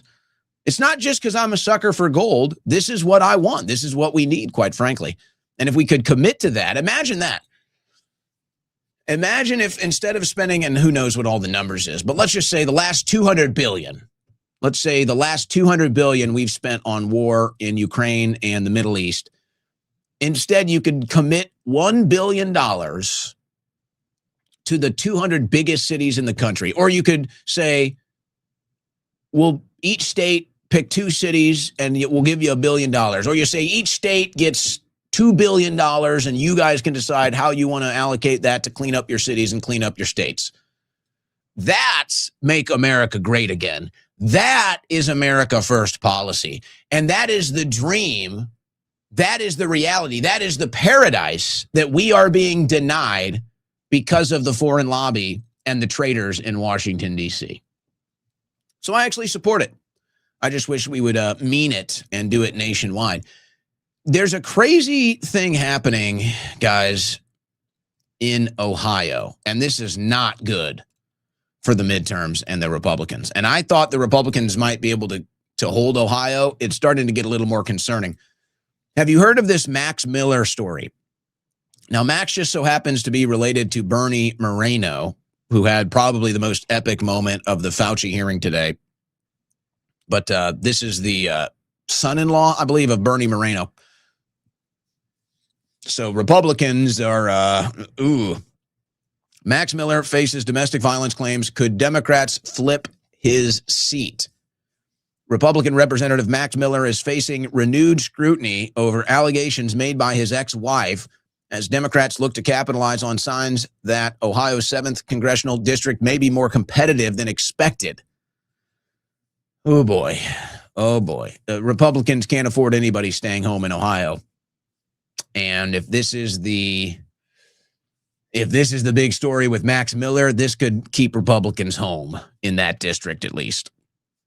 Miller has denied allegations of domestic abuse made by his ex-wife, Emily Moreno, describing the claims as false and politically motivated amid an ongoing custody dispute. So you got some inner politics here with Emily Moreno, Bernie Moreno, Max Miller, and the midterms. And unfortunately, what we have learned, maybe you don't believe these claims, maybe you believe Max Miller is a victim of a politically motivated hit job. But unfortunately, what we've learned in this country is that it works. It works. And I don't want to hear about MAGA pretending like they can rise above it. You guys engaged in it with Massey, so stop it. MAGA does this just as much as anybody now, so I don't want to hear it. But that's these allegations work, the accusations work, and so they're going to keep doing it. And as long as we keep treating them as legit every time, then they're just going to keep doing it. So I don't know if the story is Max Miller a victim or is he, guilty of these accusations. It almost doesn't even matter because it will affect the outcome of that election, which could affect the outcome of the Ohio Senate election, which could affect the outcome of the majority in the Senate. And if this does happen to be political or get political, that's how the Democrats will see it, and they will seize the opportunity. So we'll keep an eye on that. I know the good news didn't last very long. I'm sorry, guys. Divided Fed holds interest rates steady, but 3 members voted to hike. Yikes. So they didn't go up, but they didn't go down. And it looks like there is some intent for them to go up in the future. Oil back up today. Brent oil jumps back above $90 after Trump threatens to hit Iran hard. So that's good. Probably some insider trading going on with that deal. There always is. It's nice. It's nice. So the protests against flock cameras continue. Some of the charges are now being brought in front of judges. 3 men charged with stealing, vandalizing, automated license plate reading cameras in Lisle, Illinois. These are the flock cameras. 3 men were charged with allegedly stealing and vandalizing 5 flock cameras over the weekend, the DuPage County State Attorney's Office announced on Monday. Anthony Paregis, Jacob Steichman, both of Downers Grove, and Thomas Yano, 34, 32, and 31 years old, of Indian Head Park, were charged with 2 counts of criminal damage to government-supported property, so flock cameras, government spying, and theft of government property between $500 and $10,000. They made their first appearance in court this week. Now, the founding fathers were actually so brilliant. And when you really get into the weeds of our political system, you understand how each little intricacy is part of keeping our country free. Here's an example. Now, unfortunately, this requires a unified people. This requires an educated and informed people. And really, I'm not sure you can say that about the American people right now. And this was done intentionally, by the way. Now, why do I say this? Because here's how this would work. If we had a unified country, and if our people were informed, and if they understood how the country works, what would happen is these men would get into trial, a jury trial, and American people would engage in jury nullification. And we would say, you know what? We as a people, we don't like the flock cameras. We don't like the AI surveillance state that they are part of and represent. So when Americans go and commit these crimes, vandalism, destruction of property, whatever they get charged with, when they get in front of a jury of their peers, at least one of those jurors will get through the selection process and they will engage in jury nullification and they will make sure that those men are not charged.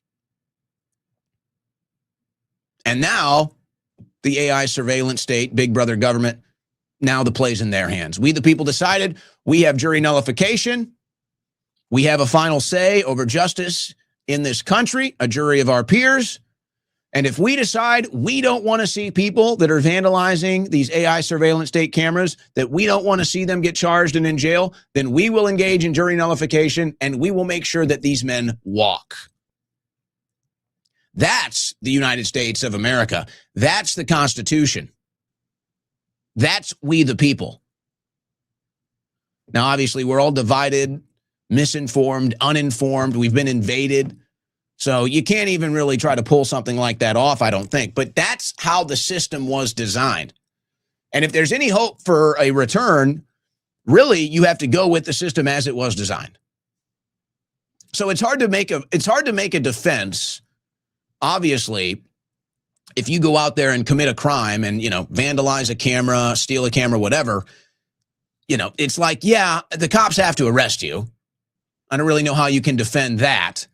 But when you get your day in court in front of a jury of your peers, we can make sure that you walk out of that courtroom free. That's how our system is meant to work. And it's genius, really. Here's another example. I wanted to give credit, by the way. All of those guys were in their 30s. You know, I'm in my 30s, so I was like, all right, you know, get a little millennial action over here. Let's go, millennials, standing up against the AI surveillance state. You get it. But let's give a shout out. Let's give a shout out to our boomers. They've got a lot of heat today. All right, let's give a shout out. One boomer in Florida, a 77-year-old man, a one-man protest. 77-year-old Florida man staged a one-man protest against a flock safety camera by blocking its view with a 12-foot pool skimmer. Let's look at this, man. Yo, what's that piece of shit hanging on the pole? Hold on a second. That's a fuck camera, right? Yo, what's that piece of shit hanging on the pole? That's a fuck camera, right? And you got the boys out here protecting it. They got like, I don't know, $1,000 worth of gold. Yo, what's your name? I'll come bail you out. Carl Dunn? Gunn? Gunn? If you hit the county, I'm coming to bail you out today. Fuck the flock cameras. And fuck you for not standing up for us. Yo, what's that piece of shit hanging on the pole? That's a... Hey, Boomer Love, our 77-year-old Carl Gunn in Florida.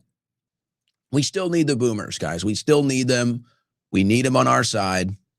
Still love them. We still appreciate them. There's still great boomers out there that are willing to fight for this country. You got to respect it. And now I wonder, I don't know, I guess maybe, let me see if there's been an outcome here. What do you charge him with? He's not doing anything. He's just sitting there and he's just hanging out with his pool skimmer. It's not a crime to hang out with a pool skimmer, right? I mean, this is America, right? I'm allowed to take my pool skimmer out in public, am I not? I'm not touching anything. I'm not vandalizing anything. What's the problem here? Let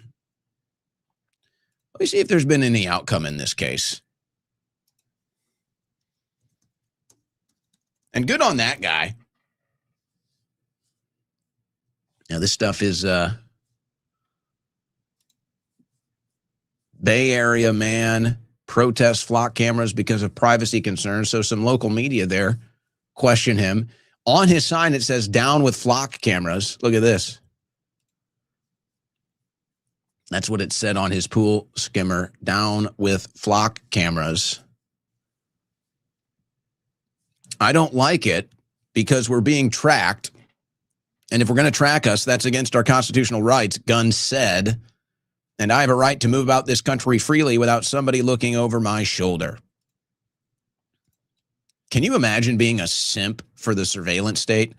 All of these MAGA people that are simping for the surveillance state have to be the most pathetic breed of Americans, the most pathetic breed of right-wingers I've ever seen. But they're concerned, guys. They don't like you getting all uppity here. Flock cameras face growing backlash as privacy concerns reach Capitol Hill. You know, I think we have to start asking a very serious question about this. And I know some of this is uncomfortable to consider, but, you know, we do have to look at January 6th. You know, they never do anything about these left-wing protests, right? They never do anything about Black Lives Matter or Antifa when they go out and burn cities down. You don't really see big federal cases or mass arrests happening with that. But, you know, January 6th, that's all we saw. But the people in D.C., you know, Republicans obviously are aware of the riots that the left engages in. And when you consider the end of Trump's first administration, the most tyranny you've ever experienced in your life, the most authoritarianism I've ever experienced in my life is Trump's final year in his first term. That is just a fact. I think we have to start looking at this and considering why this is being built. Why now? Is Trump going to go authoritarian for a second time at the end of his second administration? Is Trump going to become the biggest authoritarian regime we've ever seen in our country, as we did in 2020, in 2028? Except this time they're going to have the AI surveillance state all built and ready to go. So if a Black Lives Matter pops off, they can actually arrest all those people. And that's how they'll sell it to you. But if another protest pops off that is actually peaceful, they'll just tell you you're a terrorist too, and they'll arrest you. And now they've got all the technology to do it. They've got the AI surveillance state to do it. They don't need to have a January 6th committee and a federal investigation pouring through a bunch of different cameras and angles and footage. Just the AI surveillance state will just, boop, everybody in the area, boop, you're popping up, your eyes, your face, whatever, it recognizes you, it sends that information. Is that what this is? Is the Trump administration about to do something so unpopular? Is the Trump administration about to do something so tyrannical that they have to build the AI surveillance state ahead of it because they know we're going to get uppity about it?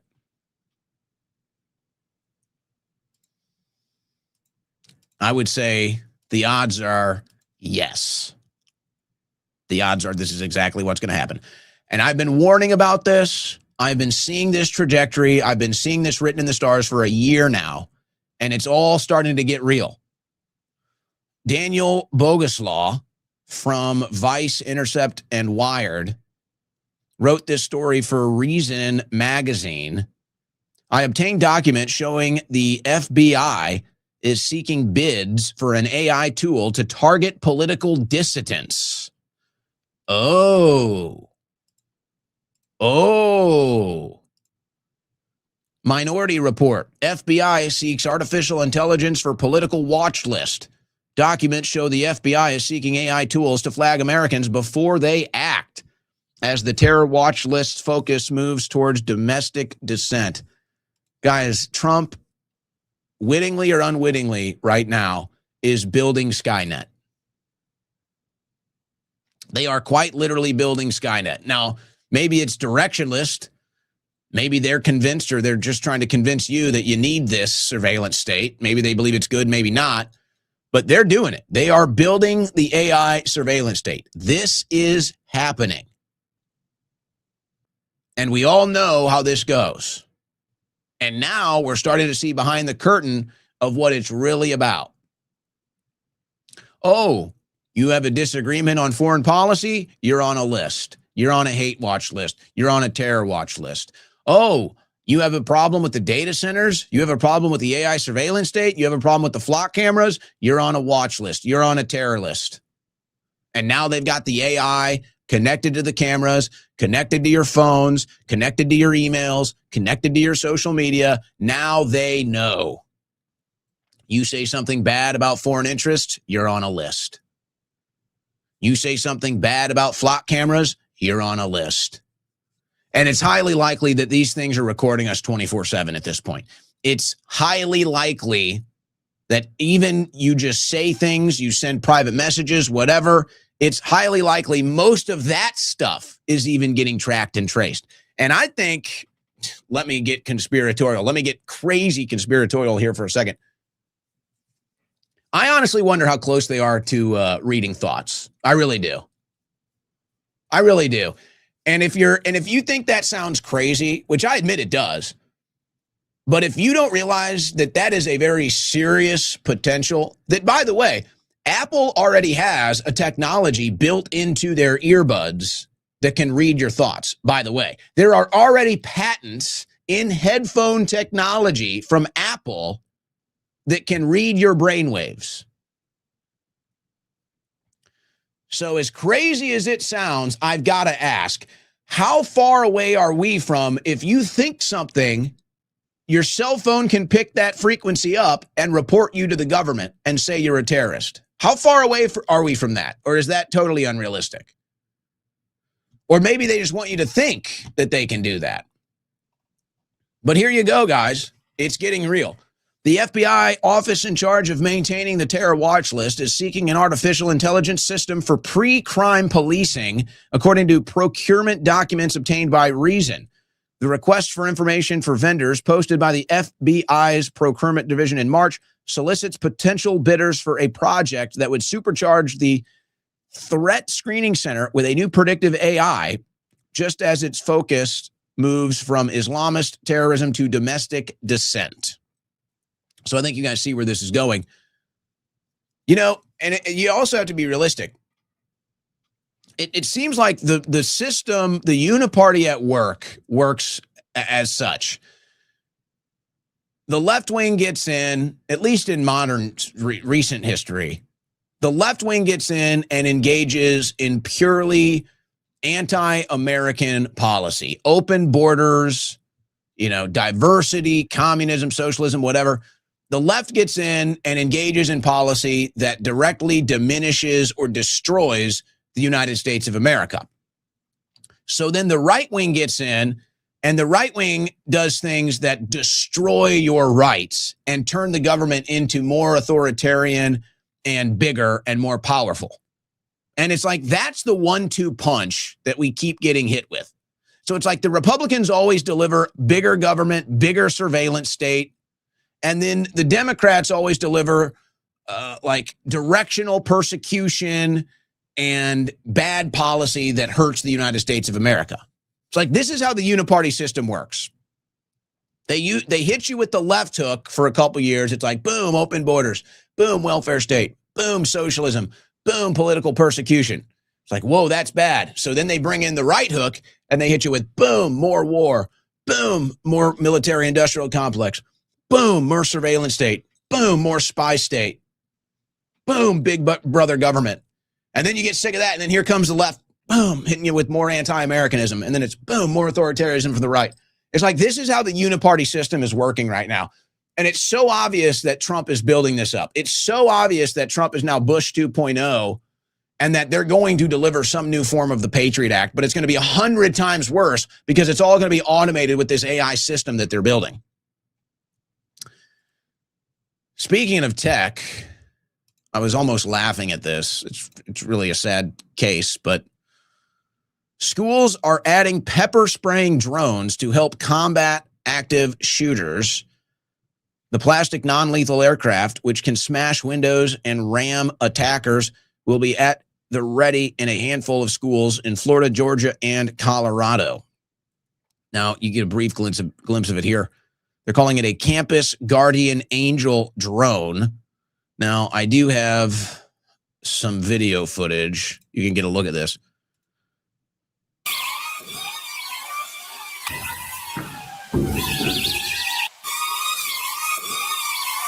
Isn't that like, don't drones make one of the most obnoxious sounds ever, by the way? Like torturous. It's like worse than nails on a chalkboard. I'm sorry for doing that to you. But okay, so here you get a glimpse of these drones. And I was looking at some other footage. I'm kind of just laughing, and it's not really funny because, okay, we're trying to prevent school shootings. Sadly, this is a reality. So you can't really knock that. And obviously, gun control isn't the answer.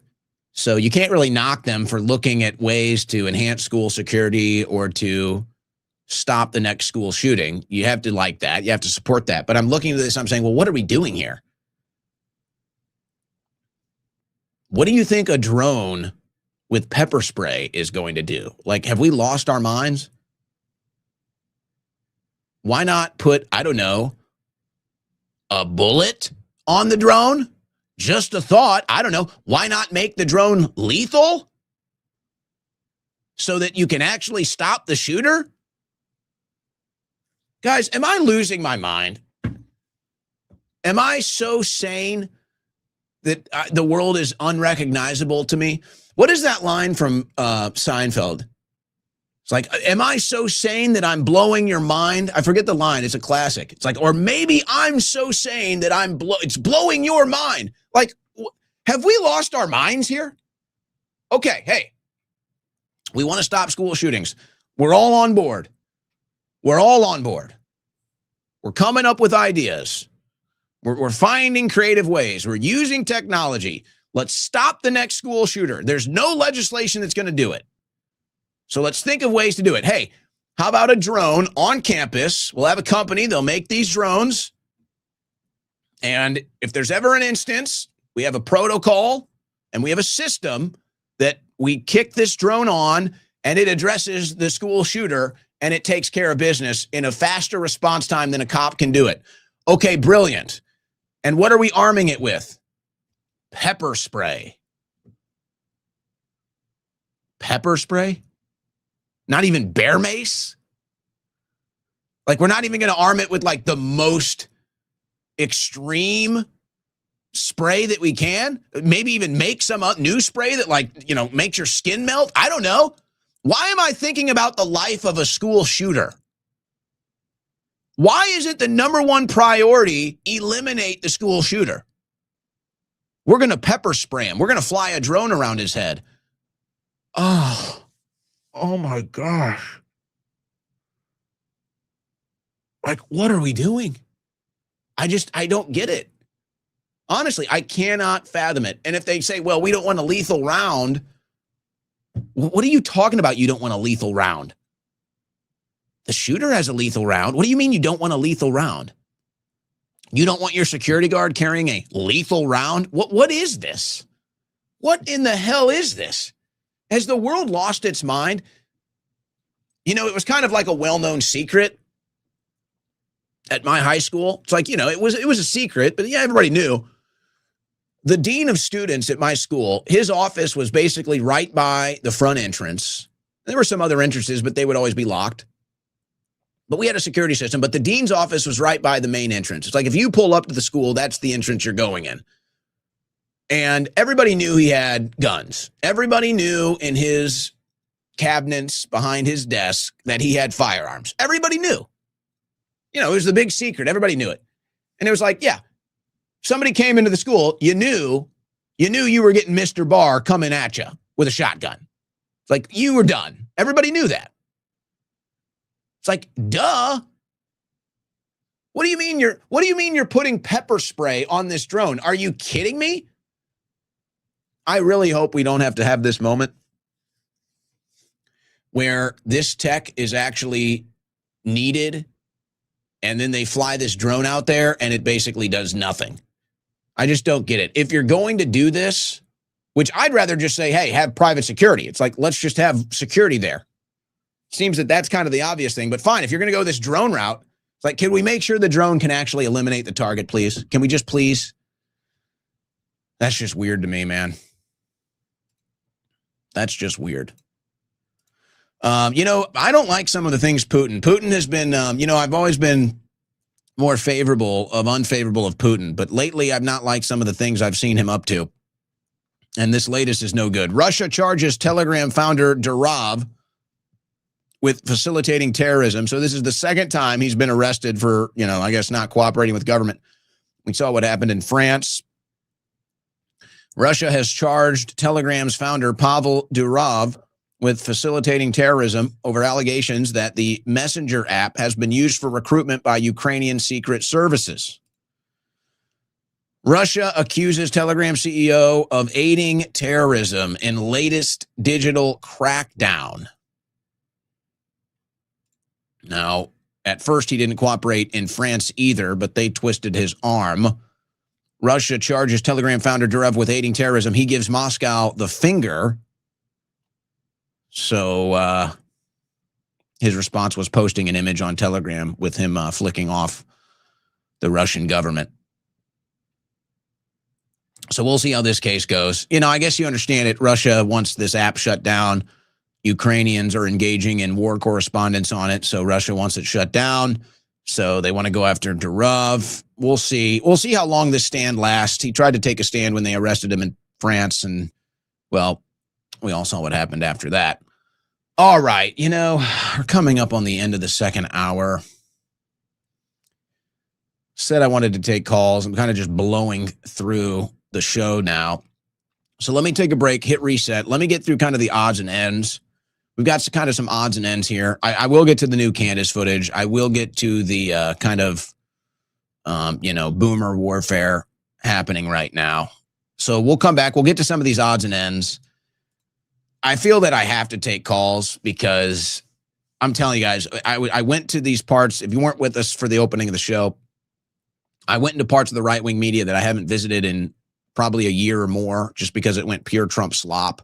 There was just no value there anymore. And I went back there today, a lot of talk shows, and they were taking calls in response to the Fauci hearing. And I mean, folks, every single caller is just pissed. Every single caller is calling into these shows, and they're just pissed. And they're not happy with Trump, by the way. I mean, it's not like they're pissed at Trump, but it's like they're not thrilled with things that are happening in this administration. So let's take one more quick break. We'll come back, finish off the news, and open up the lines for some phone calls. You're listening to the Owen Report on the Win Network.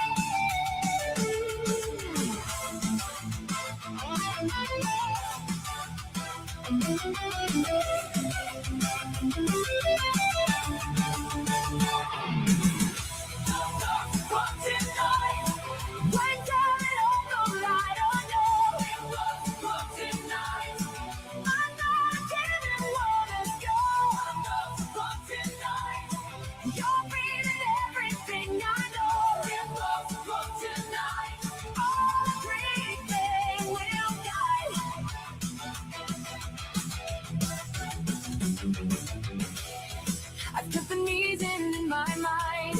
I never want to be alright. And in a life that's going down. And saw the pain in my heart. I never darkened to the light. I should have died to break it down. I don't want to stay.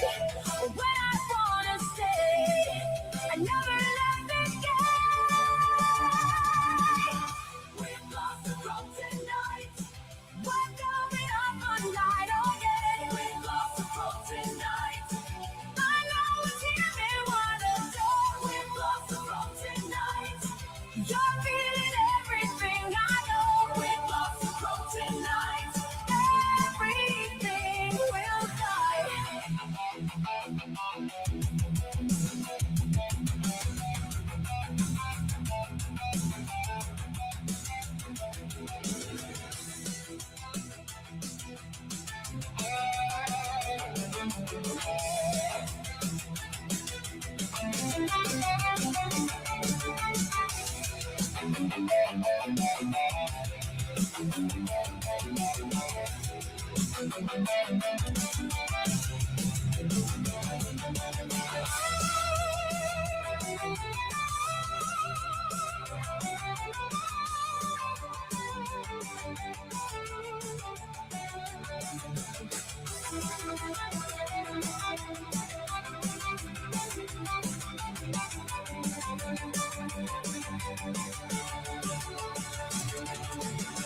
We've lost the road tonight. We're going up all night again. We've lost the road tonight. I know that's here in waters go. We've lost the road tonight. You'll be that everything I know. We've lost the road tonight. Everything will die.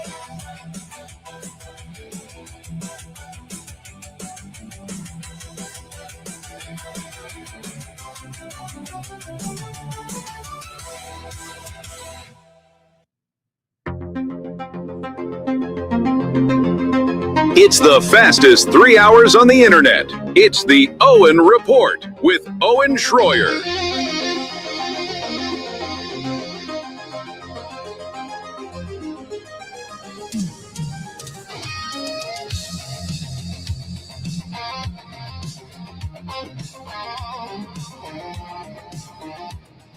All right, I'm going to try to push through some odds and ends before we sign off or before we go to phone calls and the super chats, rather.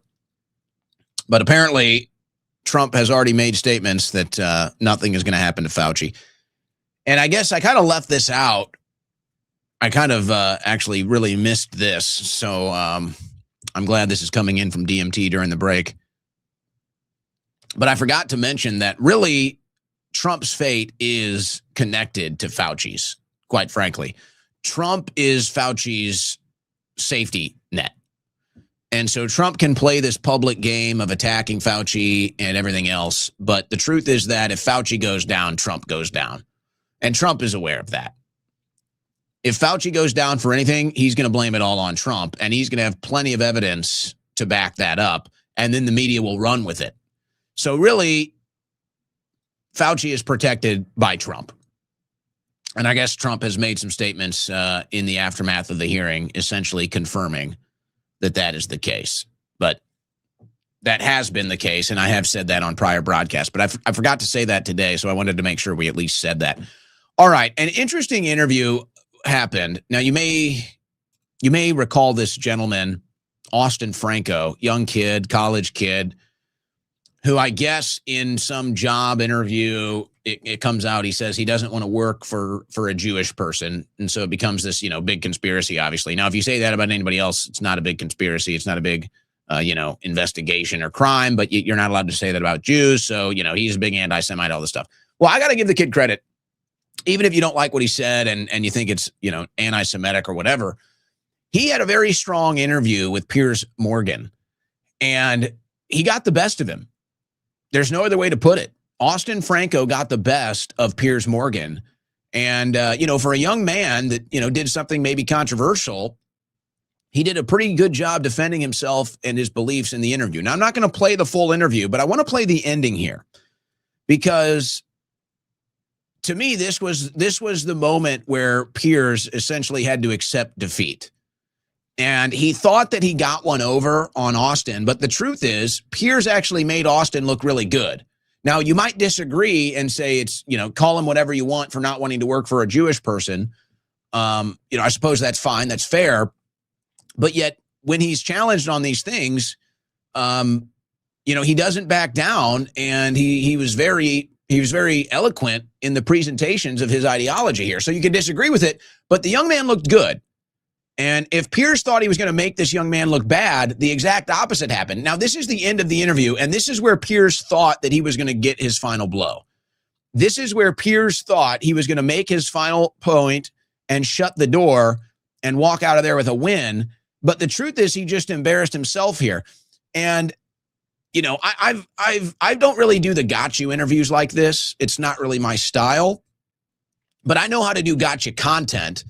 And I know how that if you have a specific instance where, say, you're going to be talking to an individual or you're going to be talking to a group with a specific ideology, you have your prepared, let's say, hypocrisies that you're ready to present and challenge. And then you might have one where you say, this is where I really want to pin them down. So Piers thought going into this interview that this was his big, I'm going to pin you down moment. And it just totally misses. Listen, Pierce, when you have a genocidal country that's made up of 90% Jews that insist upon killing Palestinians and reporters and dragging America into wars abroad, no, I'm not going to want to associate with those people. And you're seeing this among the youth. All right. You're seeing with the emergence of America First. And this is a common sentiment that is held. If you think this is just me, you are completely wrong. It might not be held among your children, but it is held among the youth. And I've talked. Now, I want to just hone in on this quickly.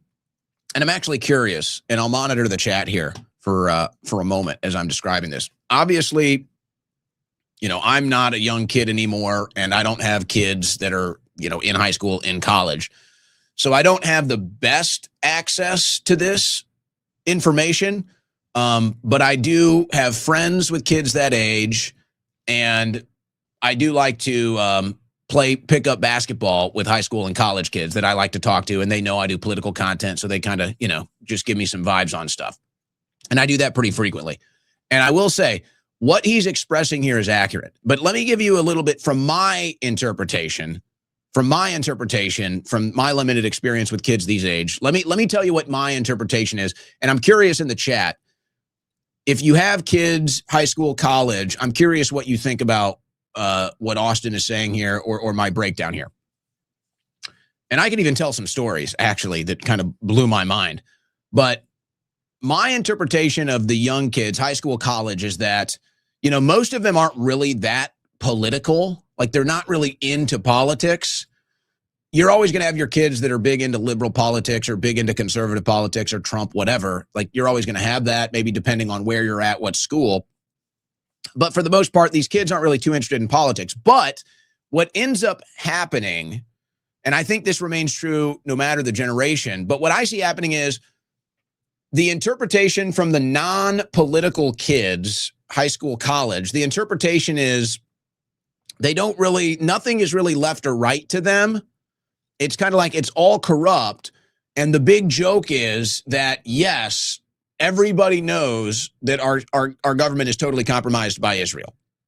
It's like that's the big running joke. And it doesn't matter if they go to the left. It doesn't matter if they go to the right.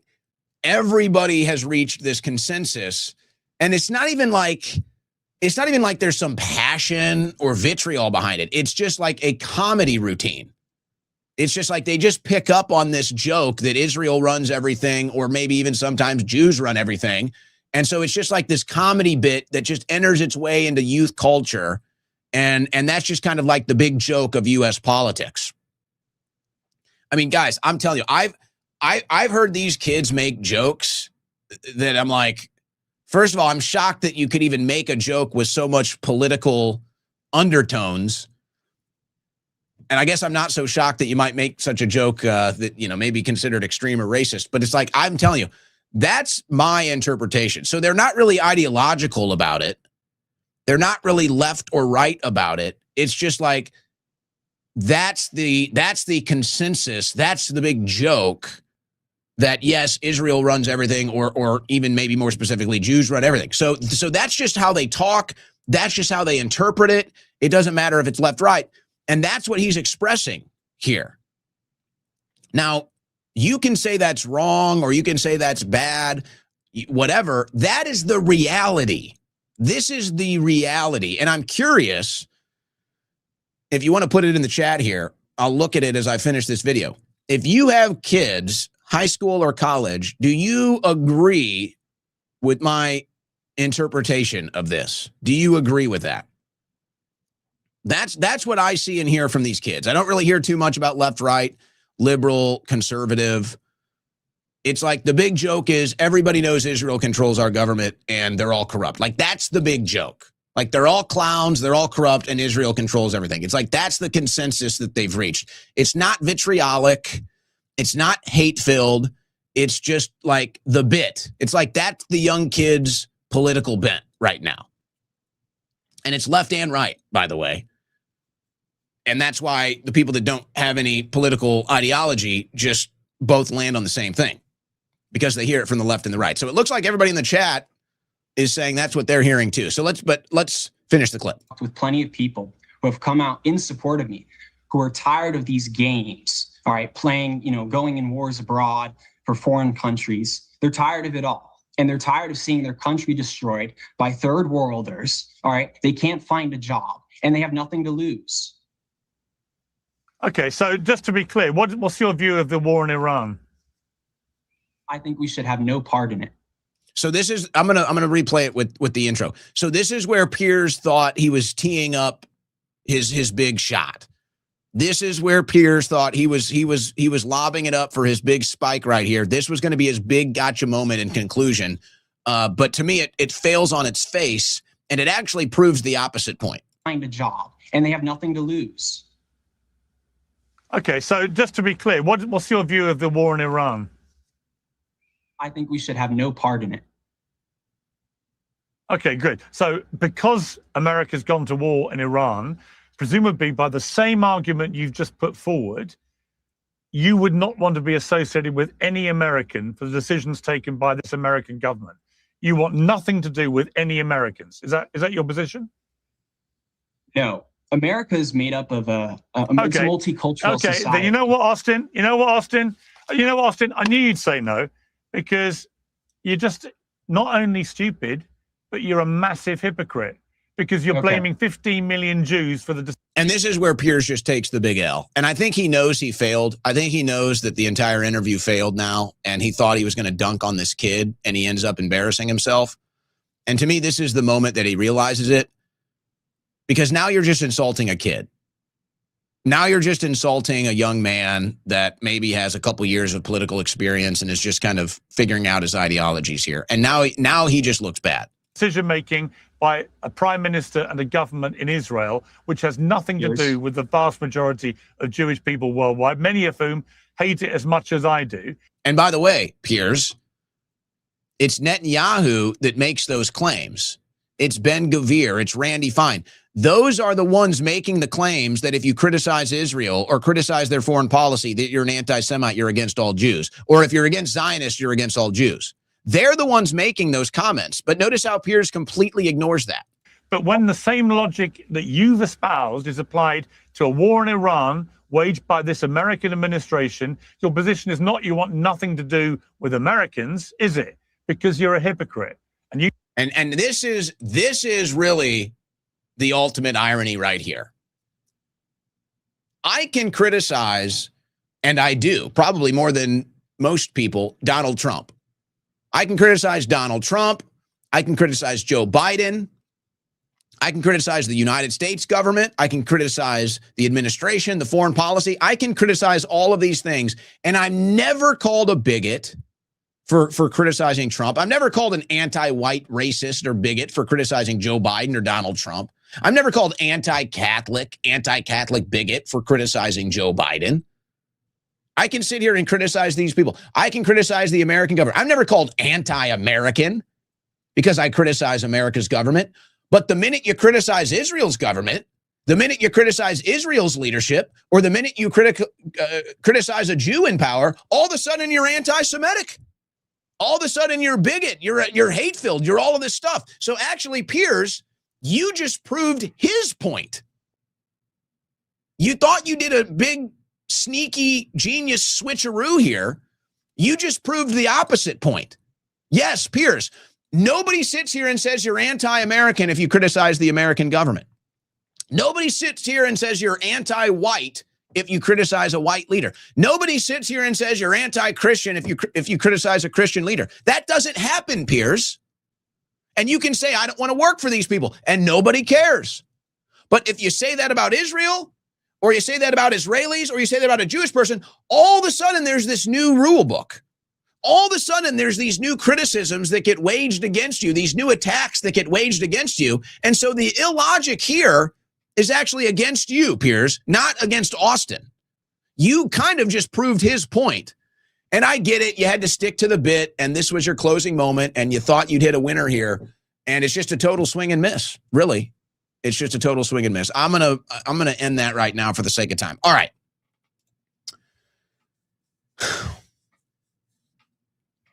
So Candace Owens releases probably the best footage that we've seen yet, at least the public, of what is supposedly Tyler Robinson getting on the roof of the Losi building and taking the fatal shot at Charlie Kirk. And as far as we can tell, that is the footage that was played in the courtroom. And nobody seems to be making a claim otherwise. Specifically, the individuals that were in the courtroom, and specifically the individuals that were making claims about that footage, nobody seems to deny that what Candace has shown is what they saw, or that there's some other footage out there that we're not seeing. So I have to assume that that is the reality at this point. Now, here's what's so crazy about this. How is it that we're getting this footage from Candace Owens? How is it that Candace Owens seems to be putting out more just pieces of evidence? I'm not even getting in direction here. I'm not even getting into theory here or conclusion. I'm just saying just raw bits and pieces of evidence. How is it that Candace Owens seems to be presenting more of this than even the people running the investigation?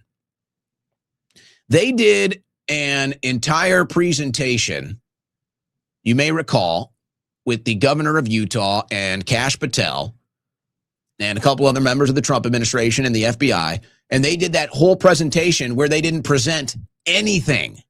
They didn't present anything. They just sat up there and talked. Never seen anything like it. And usually if they do a press conference like that as kind of the first press conference, usually they follow it up with at least a couple other press conferences where they will actually present evidence and present the things that they're looking at and the case that they're building. Any other time there's a big case like this, there's always some level of that. For whatever reason, in this case, they do the one press conference, one presentation, no evidence. And so unless you were in the courtroom or you were trying to get evidence out of the courtroom in the proceedings 2 weeks ago, we're not getting anything except from Candace Owens. Now, I told you a couple weeks ago, the last phase of the attacks on Candace and her rallying against the case being presented, I said, get ready, Candace has more stuff. So she just gave the more stuff. She gave the text that she had with Charlie, and now she's releasing the big video that everybody claimed was the proof, positive, undeniable, that Tyler Robinson climbed on the roof and took a shot. Now, you have to be realistic. If that is the only piece of evidence that you have to convince me that Tyler Robinson took the shot, then you have nothing. You don't have anything. Let's just be honest. You have nothing if that is your evidence of Tyler Robinson taking the shot. Now, you have somebody getting on the roof and getting into a position, and it appears taking a shot, but the footage is so bad, you really can't be, there's nothing convincing about it. Now, in fairness, what they're going to have to do, and I imagine they will, they'll have to put together the case that they can prove Tyler Robinson was on campus and that they can track every movement he made leading up to that individual getting on the roof and taking the shot and running off, and then the movements after. And you'd think they'd have some ability to do that with metadata, cell phone pings. And so that's going to be up to the state. That's going to be up to the prosecution, how they present that or how they prove that. And they might be able to convince us, they might be able to convince a jury that yes, we can prove Tyler Robinson was on campus. We can show you his movements all the way leading up to him getting on the roof, and then this video, and here's the timestamps. That's what they're going to have to do. And I would imagine that's the case they're building. But if that video is their evidence that Tyler took the fatal shot, then they have nothing. There is no evidence. You don't know who that person is. You don't even know if they took a shot. Let's just be honest about it. And anybody that's saying otherwise is just playing games, and I don't get it. And I know there's a lot of emotion in this, guys. We have to accept that. There's a lot of emotion in this. And there's a lot of heavy implications as well. And this can also override common sense and override the ability to think clearly and critically. So I don't want to judge too much. I'm still like, hey, let's just wait till we get to the trial. But I think there's two questions that are kind of strange right now. One, why is it that we have to get this stuff from Candace Owens? Why is that? And two, how is anybody trying to sell you that video as convincing evidence that it's Tyler Robinson when it's clearly anything but? I mean, it's really outrageous. It's really offensive. So we'll see if the prosecution can prove that that's Tyler Robinson. We'll see. But if you're claiming that video is the be-all, end-all, that's a little strange, to say the least, because it's clearly nothing. You have a blob, you have a pixelated blob running on a roof, getting into position, and running off the roof. There are no facial indicators. There's really no indicators at all other than just a black pixelated blob. So you still have to present the case and prove it that that's Tyler Robinson. And maybe you can. And when they do that, I'll look at that. But it's weird that we get all this stuff out of the hearing, and then they say, we're not going to show you that video, the most important video, by the way, And then you have all the people coming out that got to see the video saying, this is the proof. This is it. We have him on video, clear as day, taking the shot. Now we get the video from Candace Owens, and it's anything but what they described. And we have to get it from Candace Owens? And you want to know what's even weirder? First of all, it's weird that the Charlie Kirk show is still on air every day. This is really just getting, I don't even know the word to describe that. Guys, it's time to retire the Charlie Kirk show. Like, can we show a little respect? You're not helping your cause here. And you're making it look like Charlie was nothing more than just a tool to you. You're making it look like Charlie was nothing more than a means to an end, a means to a dollar, a means to a platform. The fact that you're still using this dead man's show and his name is, it's getting a little ridiculous. I don't even know the right word to describe it, honestly. It's getting to be so absurd. And they're on air today, and they're covering the Candace Owens footage.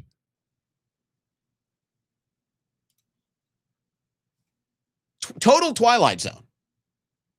So you've got the people that are still running the Charlie Kirk show that, don't really get along with Candace Owens. You've got Candace Owens basically proving that Charlie and her got along very well. And some of the things Charlie was really thinking about the powers that be. And then you got the people that hate Candace for all of this, and yet they're still running Charlie Kirk's show, and they're airing Candace Owens exclusive footage.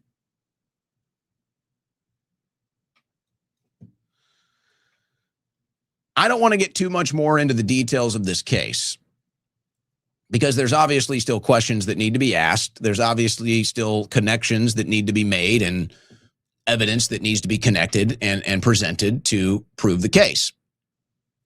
And we'll see if they can do that or not. But it just keeps getting weirder and weirder, seemingly with every single step this case takes. It just keeps getting weirder and weirder. And this latest video, again, we'll see. We'll see if they can convince you this is Tyler Robinson or not. But if this video is their final case, if this video is what is being described as the be-all, end-all proof, I'm just wondering what video you're watching. Because clearly you're not seeing the same video that the rest of us are watching. Unless you have some sort of mystical powers to turn a grainy, pixelated black blob into a 4K image that you can see a man's face. I'm really not sure why you're trying to make that case. It's very odd. It's very odd. All right, I think we can probably wait, since I've gone long here. I think we can probably wait on some of the boomer stuff because nobody else is really going to pick it up anyway, and it's not going anywhere. And I'd rather take calls. So for the sake of time, let's do that tomorrow. I will do this, though. Well, you know what? Let's do the slop later. Let's do the slop before the super chats. I said I'd take calls. Let's just take some calls. Let's just take some calls here because I said I'd do it. Go a little long. Do a little bonus time. But I do want to hear from the callers today because I wasn't surprised. I mean, it was kind of surprising, but it was more refreshing when I went back to these right-wing talk radio shows that I've stopped listening to a year ago, and I just wanted to see how everybody was reacting to the Fauci hearing, and all of the callers were like, nothing is going to happen. The whole thing is corrupt. I'm sick of all of them. And I was like, okay, yeah, we have the pulse of the people right here. We have the pulse of the people. So we go to the people. We go to the pulse of the people. All right. Phone number is live. 747-255-60. 747-255-60. Remember, folks, you hear my voice. That means you are on the air. I just ask you what is your name and where you're from, but you are on the air. So just remember that. First caller of the show. What's your name? Where are you from? What's up, Owen? It's Alice from Kentucky. Go ahead. I don't think we should have drones protecting our schools anyway, let alone arm them with deadly weapons. I think I would rather, I feel like there's just too many ways for that to go wrong. I think that's a fair response. They're already going to roll this out in the 3 states. So, it is going to happen, at least in Florida, Georgia, and I forget the third state it was in. So it is going to happen. I'd say I probably agree with you. I would prefer a security guard, give a veteran a job, whoever. And then it's like, if you're going to do the drone, at least make it for sure that it can stop a school shooter, because this just seems to be like, can it even do it, Yeah, I feel like there's just, how are we going to rely on a drone? I mean, I don't know. Unless pepper spray? Like pepper spray? Really? Yeah. I got one more thing to add. My dad and I started watching Rush Limbaugh with him when I was probably 12 or so on the radio. It's sad to say, but unfortunately he's a boomer. He's been to Israel. He and I totally disagree on the issue. And when Lindsey Graham died, I got the text saying, an American patriot and hero died today. I go, says who? And it's just sad that we disagree on that one critical issue. But even he is starting to disagree that Trump has totally mishandled the situation. And I kind of get the sense that he's just like, annihilate them all. But I don't see, there's really no good way out of this. I feel like Trump has just got himself into a situation he has no plan to get out of. Well, the only good way out of this is for Trump to take the ego hit. Honestly, I mean, that's it. Trump has to take the ego hit, and he has to stand up to the Israeli lobby. 2 things he's clearly unable and unwilling to do. I agree. I wish he would have just been honest with us all from the get-go. I think he would have been a lot better man to do that and just come out with whatever is against him and the deep state, just come out with it, and we can live with that versus being lied to our faces. But I appreciate you taking the call. Yeah. Thank you. I agree. Thank you for the call. Next caller, what's your name? Where are you from?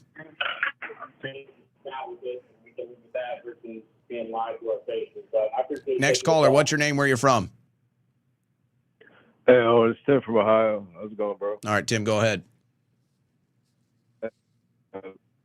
Good talking to you about 2 weeks ago about the whole, MAGA and the soiled, diaper thing, whatever. That was kind of funny. Still thinking about that, actually. But no, Owen, I just wanted to let you know that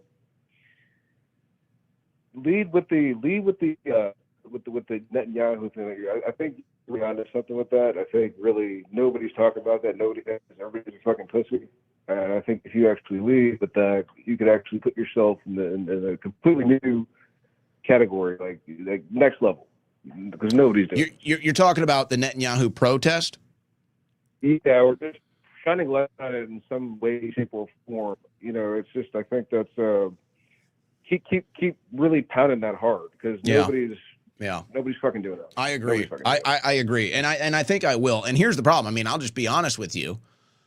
I always am, but my problem is I know what will happen to me if I do that. I know what will happen to me. I think you know what will happen to me too. I mean, I already have an established track record of what's going to happen to me if I do that. And so I have to sit here and I have to weigh. It's like, well, what is the better move right now? What is the better move? Because everything is a risk. Really, kind of everything in political media is a risk. And quite frankly, this is why so many people are Trump supporters now. Supporting Trump in 2015, 2016, 2017, that was a big risk. If you came out in support of Trump in 2015, 2016 on the right wing, you made a major gamble. Because if Trump didn't get in, you were going to have egg on your face, you were going to be embarrassed, and these people were going to push you out. We made that bet, and we won. And I could sit here and look at all the other political bets I've made as a member of the media that I've cashed in on. But everything is a risk. And so the risk would be, is there really any advantage for me to try to get involved with a Netanyahu protest in New York City, even if I truly believe it needs to be done, even if I believe it's something that the youth, quite frankly, and maybe some older generations too, need to stand up and stand tall and say, we're sick of this foreign lobby. We're sick of this foreign country influencing it. I also recognize that that is probably a jail sentence. Maybe worse. I don't know. That's how serious this is. And so I have to ask, is it worth going through that again? Is it worth paying all the legal bills again? Is it worth dealing with the government again? Because here's the reality of the situation. Nobody's coming to help me. I mean, I've got a great audience that supports me. I've got a great audience that is fantastic when it comes to that. But I mean, as far as like institutional power, nobody's coming to help me. Nobody's coming to help us. So I don't know. It's a tough one. I'm going to be kind of reading the situation. I'm going to hammer it on the show and maybe make a little more noise about it and see if other people don't pick it up. But it's like, I know whoever gets involved in that, if you don't have some sort of institutional backing, that's why I'm like, hey, this is like where the big left-wing groups usually organize and fund, and they're not funding this one. That's odd. This is where the Democrats usually step up and get some sort of a protest, you know, so they can have a protest in Times Square or wherever. They can get a pass to do that, a credential to do that. It's like normally the Democrats are doing this. It's like, okay, if somebody else is taking that lead and I can just go be a part of it, okay, I'm into that. But it's like, if I have to take the lead on that, I'm toast, man. I mean, I'm toast. They will come after me so hard, I wouldn't even be able to shake it. I wouldn't be able to do this show. And then I'd be tied up in 4 years of legal battles again. And then the administration wouldn't do anything for me. So it's a major gamble. It's a major gamble right now, and maybe that's why nobody wants to take it. But that's what it is. And I've already made the gamble. I've already made the gamble of turning against Trump. And you know, may I just say, you notice what the Alex Jones show sounds like now? Remember all those times I'd be hosting a show and I'd be talking bad about the Trump administration and all the failures, and somebody would come into the studio and tell me to knock it off? Boy, it's ironic watching the Alex Jones show today. But I made that bet. I made that bet to turn against Trump and call out the administration going the wrong way. I made that bet, and so far I've been continued to be proven right. So you see, everything is a gamble. So all these new people that support Trump, all these new MAGA people, the only reason they do it now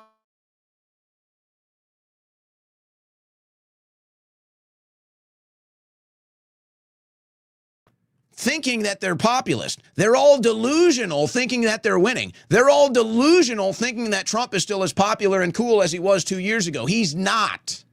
But they're all living in this la-la land because they're high on their own supply, and they're getting the access and they're getting the treatment, and they can still kind of tap into whatever's left of this MAGA economy, but it's risk-free.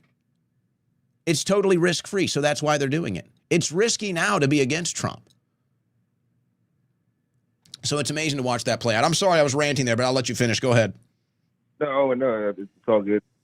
It's just, I understand, you know, you got a lot on the line and a lot of stuff, you know, we all get that. But at the end of the day, it's like the way, because I have my own battles that I'm obviously, you know, fighting my own industries, but it's very similar. But nonetheless, you got to be principled in something. If you don't stand in something, if you just, I mean, what's it all for at the end, right? I mean, we're all have an expiration date, so you might as well leave it all in the field, you know, that way when we get to the end of this life cycle, whatever you want to call it, we could say that we tried our absolute best to try to maximize our human potential here on the planet. Well, I agree.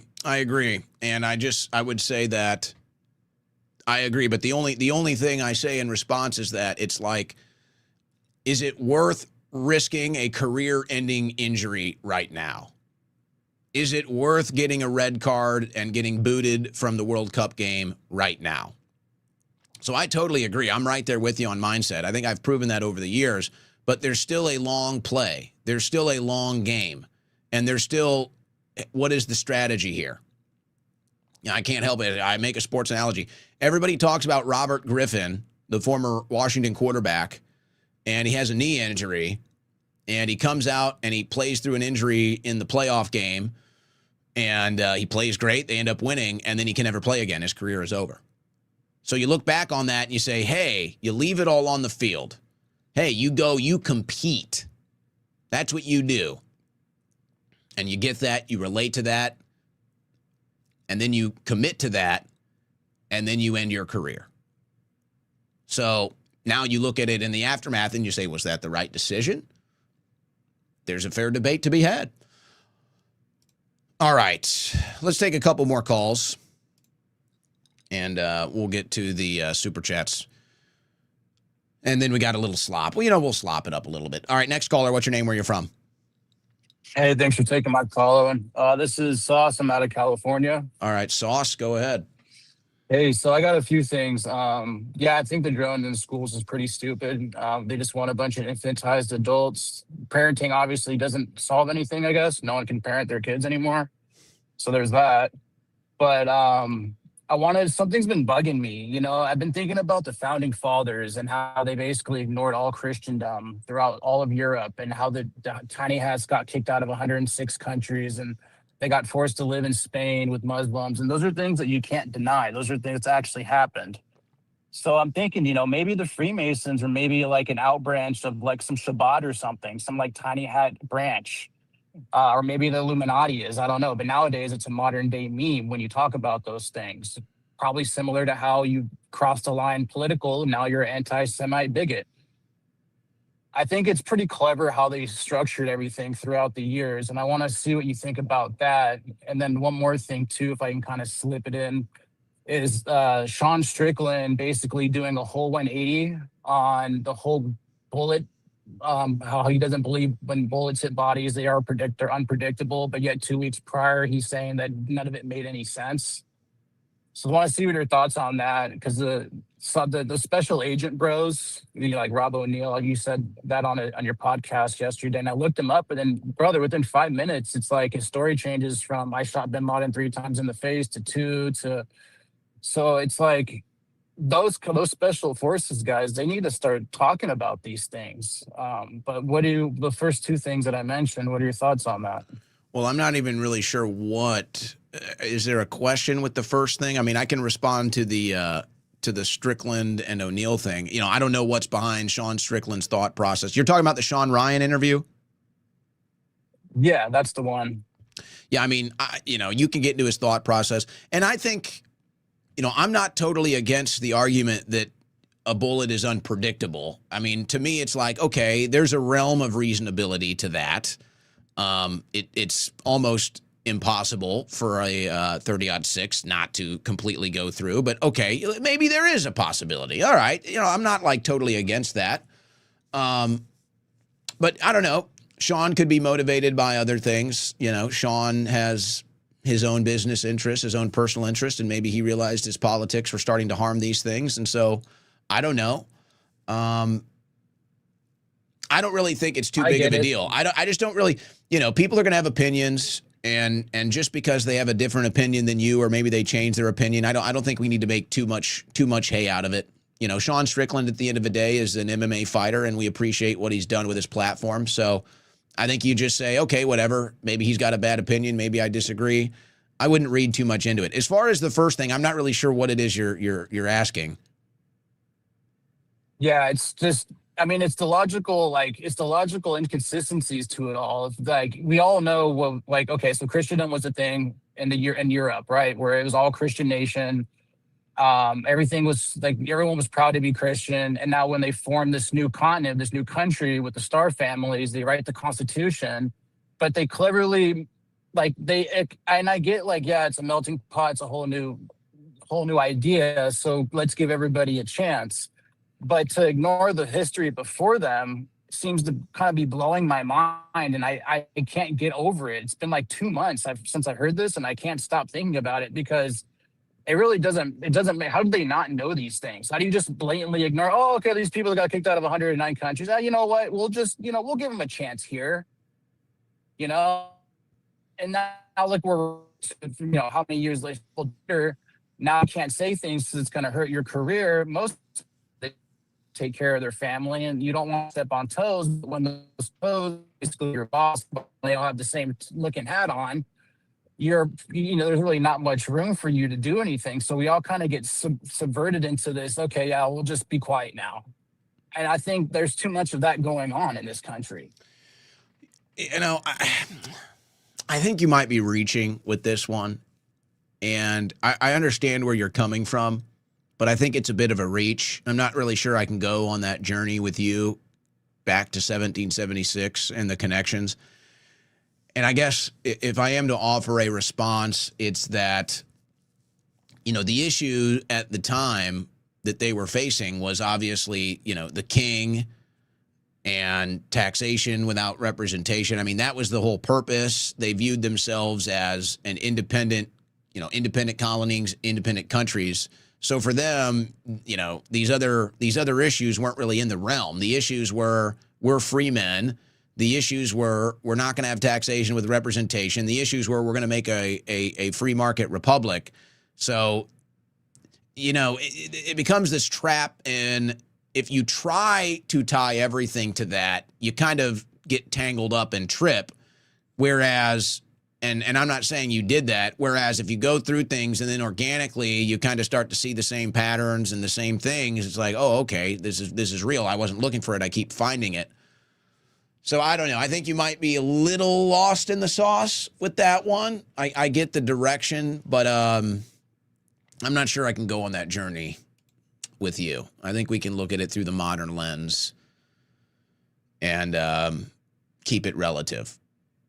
What's more interesting is if you get into the occult history of Washington, D.C. and the symbology on our currencies. I think that's more interesting than the angle that you were going down. But we don't want to get too lost today. All right, let's take one more call here. Last caller of the show. What's your name? Where you're from? Hey, Steve from Minnesota. All right, Steve, go Great ahead. Show. Thank you. Appreciate you a lot. I just want to say one thing that's been annoying me a lot over the last few months is I feel like a lot of the Trump bandwagoners are misdirecting their anger towards Rand Paul for Fauci not being prosecuted, when he's been the most consistent one out there leading the charge against Fauci. And at the end of the day, it's in the hands of the DOJ if they can do anything about it. And the fact and by the way, Rand Paul said that today. He said, I can't arrest you. Kind of made the inference that if I could, I would. But he said that. He said, I have no power to arrest you today. Yeah, so it bugs the crap out of me seeing people just, well, do something about it, all up in Rand's comments and stuff, when it's like he's been the only one who's been consistent on it. Why can't they do it? Why can't they dare look in Trump's direction? I mean, that's what it is. Yeah, it's just projection. They don't even dare look in Trump's direction with a scowl, with a grimace, with a furrowed brow. They don't even dare. They can't even consider it. It's like, dude, this is what I said earlier. It's like, hey, start making the connections. What is the common factor in all of these things? It's Donald Trump. It's undeniable. Yeah. All of these issues, all of these issues, guess what is at the center of this Venn diagram? It's Donald Trump. Hey, I'm not telling you to hate the guy. I'm not telling you the worst of things. I'm just sitting here saying, why won't you guys address Trump? Why does MAGA sit here and address everything else on the map except the one thing they all have in common, which you could say is Donald Trump or the foreign lobby? It's like, why don't you guys address this? And again, it's either you guys are too dumb or you're controlled opposition. I don't know, but it's starting to get ridiculous, the fact that you guys can never even dare look in Trump's direction with any of this stuff, not even once. Yeah, exactly. The hypocrisy is just crazy out there. But hey, can I just say on a positive note, after this call, I'm going to go work out. So everybody out there listening, go out and do something positive today to better yourself. I like that. And relax and kind of settle your mind a little bit. I like that. I'm a big fan of that. That's a good way to end with the callers. Make sure you get some physical exercise, some sun, something, something. In fact, I have a new prescription for you for maximum mental health. Just 3 hours of politics a day is all you need right here on the Owen Report. That's it. Nowhere else to go. You don't need anything else. Don't even get involved. Just right here, 3 hours a day, and you'll have everything you need. Don't get too much. It'll drive you nuts. You'll end up like, I don't know, dyeing your hair blonde and growing a mustache or something. You know, I don't know. These things just get wild. Thanks to everybody for calling in. I want more time on the lines today, guys, but we got bogged down in the news. I need to get back to the rest of it. Okay, we do have some odds and ends and the super chats to get to. So let's start doing it right here. I'm going to put off the Boomer, Michael Savage, Sean Hannity stuff tomorrow. I think that can wait. Here's some interesting thing. It's nice to see innovation like this. Could the most radical plane design since the Concorde take on Boeing? Jet Zero's blended wing aircraft just got a major boost from Washington, a $3 billion preliminary deal to help start production. Man, what has happened to Boeing? The once great Boeing seems to be tripping over itself these days. Can't even finish Air Force One. And now Jet Zero getting a contract from D.C. Now, you know they are trying to bring back the Concorde. They're trying to bring back faster airline travel, which I think we can all support that. I doubt this is the final design of whatever the concept here is for a consumer plane. But that'll be nice. That'll be nice to actually finally have some innovation in air travel, speed the process up. It'd be nice if they could stop treating us like criminals and raping us just when we want to fly. But I guess you can't ask for too much, you know. So last night, get ready for your slop, guys. Put out your plate. Here comes your slop. Last night, you know, Sophie Cunningham has made some statements. You know, I guess they're considered controversial now. It's kind of weird to say that only girls should play women's sports, but apparently that's controversial now. So Sophie Cunningham has made some statements. She's doubled down. She's put her foot down. She's like, yeah, I'm standing up for women in women's sports. So obviously she's getting the backlash. So there was a big to-do at this game last night in Seattle. Okay, so big lib Seattle. And some girls showed up in support of Sophie. And then apparently there was some hater here says no hate in these United States. I'm going to play this video report for you because what happened is it's just pathetic. It's honestly just so pathetic. But I don't understand why that's hate. Why is it hate to say that women should play women's sports? It's too bad. It's too bad some of these liberals are still completely lost in a world that doesn't exist. It's too bad these liberals are still so far out of their minds that they're hurting their own cause. But they can't help it, especially in Seattle. So, okay, so this is all going down. Now, I have to tell you, I think that my theory here, and there's a little bit more proof when you hear these girls tell you what happened. My theory here is that maybe the owner of the team, I don't know, maybe the owner of the stadium, somebody put this girl up to this and sat them next to the girls. I don't know how much a WNBA courtside seat is. I mean, I'm sure it's not too expensive. But so the Sophie Cunningham fans got courtside seats, and they held signs up that said, thank you for speaking up for girls. And there's this brand XXXY, and they sell clothing for girls, and they kind of support, keeping boys out of girls' sports.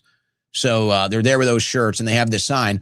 Well, apparently they got kicked out, but the person here with this sign did not get kicked out. So I think they saw these girls sitting courtside, so they sent this person down there with this sign to counter the message, and then eventually they just kicked the other girls out. Let's hear from them. If it was her. Actually, you know what? That's not the news report. I've got the actual news report here. Let's go to this. I'm just watching the game again. We were being super great. We hadn't said anything to anyone else. We were being super respectful. We were just holding our signs and cheering for both teams. Mm-hmm. And this older lady comes up to us, and at first I think she's gonna be nice, and then she asks like, "What are you guys doing?" Something like that. And then it was like, Jesus loves everyone. That's what she told us. And I was like, Yeah. oh, I know. Like, I'm religious. Like, I know. Like, thought she I was know. being nice. Yeah. And she's like, oh, I hope Jesus can forgive you for what sin you've done. And like something like that. And then she told us that we were effing insane. And that we And needed she's like, to- and she went like Yeah. this. Insane. Yeah. Yeah. She's like, you better Yeah. stop this And stop pulling shit. this. Yeah. And For you guys I to hope come God here can and save pull you. this. Yeah. She said As for you to come yeah. here and pull this shit. Yeah. She said the word. Yeah. Did she say effing insane or? No, she insane? said she said the word. Yeah. And nobody around you spoke up for you. No. No. I will say, Annalie, when I came over, you were in tears. Yeah, I've never been yelled at like that. I mean, I've had people hate on me on the internet, but like it doesn't really affect me as much because it's just people online. But that just took me by surprise because I thought she was gonna be nice, and then she started like screaming at us and cussing at us. So yeah. And so you said she walked away, and we thought that was kind of it. But she mentioned something to you about like working for the team, or there was another lady that like told us like we were able to have our opinions, but we needed to not be political about it. And I tried to explain to her I wasn't trying to be political. I was just trying to support Sophie and support the other teams. and you were too. just sitting there watching. Yeah, like, we had an interaction. So there's a couple funny things about this story.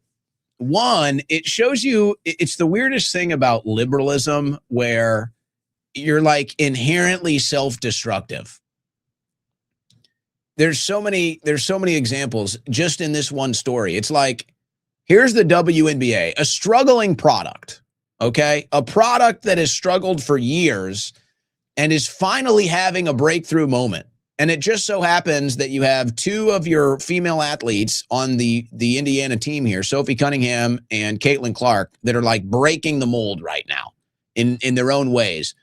And it's like these are the two athletes that can actually take the WNBA to a new relevancy. These are two athletes that can actually fill arenas and get people to watch the game on TV for the first time ever. And you tear down these people. You tear them down. And it's kind of a female thing too, if I may add. It's kind of a female thing. But like you notice in men's sports, it's like we promote the best. It's like, hey, this guy's kicking ass. This guy's cool. Promote him. Put him on posters. Get the fans out to support him. Like, this is how we build a product. This is how we build a brand. This is how we get numbers. On the women's side, it's like they see the individual and they say, tear them down. Get them down. Destroy them. End them. What are you doing? They already did it with Caitlin Clark, and now they're doing it to Sophie Cunningham. And the greatest irony of it all, of course, is that this is the women's basketball league. And this is pro-woman content that they're censoring and removing from the arena. Okay. Very nice. Attorney General of Texas, Ken Paxton, I launched a landmark investigation into popular women's brands over toxic chemicals in their products. Attorney General Paxton protects Texas women by launching landmark investigation into toxic chemicals in their products. So stuff that you wear that's not good for you. Ken Paxton is actually securing wins, big legal wins, and getting a lot of momentum into this Senate race with Tallarico. And I will tell you, it's going to be interesting. I think 52% is about the highest Paxton can get, but he might have to win with less than like 51 even. This thing is going to be close. I still think Paxton pulls it off, but this thing's going to be close. And if you're a Republican running in the midterms, the Trump administration is not helping you out very much. Not helping you out much at all. Let's see if we want to do any other slop here. You know, I did mention yesterday, did you guys, I'm sure you heard about the AI taking all of these ancient books and scanning them but destroying them. Well, it turns out that you don't even need to do that. There's this automatic book scanner that protects the books, as you can see here. It's actually it's designed to protect the spine. And whatever this program that they're doing, and they're taking all these ancient books, some of them there's only one copy left, and the AI scanner is destroying it in the process. They don't even have to do that. So they're doing it intentionally. So that story the other day about how they're destroying all these books to put them into an AI database, they don't even have to destroy the books. Why are they doing that? Why are they doing that? Hey guys, have you seen this? I don't know. I mean, I'll put it on the screen. I mean, I guess it's, you've probably seen worse. Have you seen this new girl that is going viral here? And she's doing right-wing, I don't know if I'd call it political commentary, but she's kind of doing right-wing cultural aimed commentary. It's not really heavily political, but it's definitely kind of coming from like that right-wing centrist common sense stuff. So this girl just pops up. She's all over. And, part of me, I look at this and everybody's pointing out the obvious here. This girl is obviously just sitting here, spreading her legs and trying to show you a camel toe in order to get you to watch the show. And I'll give her credit. It's worked. Okay. Nobody ever heard of this girl or watched her content until she started what is being called cooter mogging.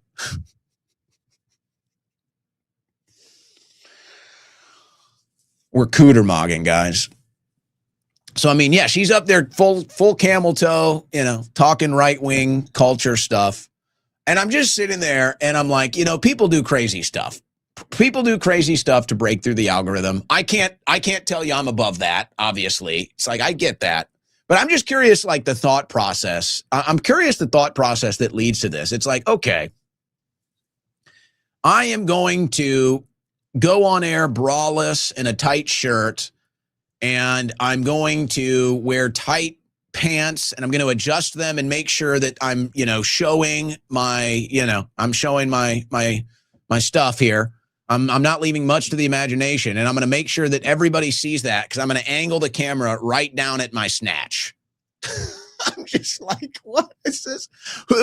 Who came up with this stuff? Like, what is the thought process behind that decision? So I don't know. We'll see if she has staying power. But so far, the whole deal has kind of worked for her. So I guess I'll give her credit for that. So we're cooter mogging now. All right. All right, guys. What fun are we going to have next? Okay. I just opened up the chat. Wow. Okay. That is hilarious. And actually, you know what? I should give I should tell you there's a girl, big hardcore lib leftist, Blake Lively. She did a spoof of that commentator. It's actually pretty funny. I got to give her credit. That was pretty funny from Blake. And she's kind of like the opposite, like presentation wise. So it's even funnier that she was doing that. So if you want a good laugh, but I don't know, that kind of content, I don't know if you like that. Okay, let's go to the super chats, guys. As we do to sign off every show. Wolfie, Benny, Poso, Graham, all caught is a 4K lie.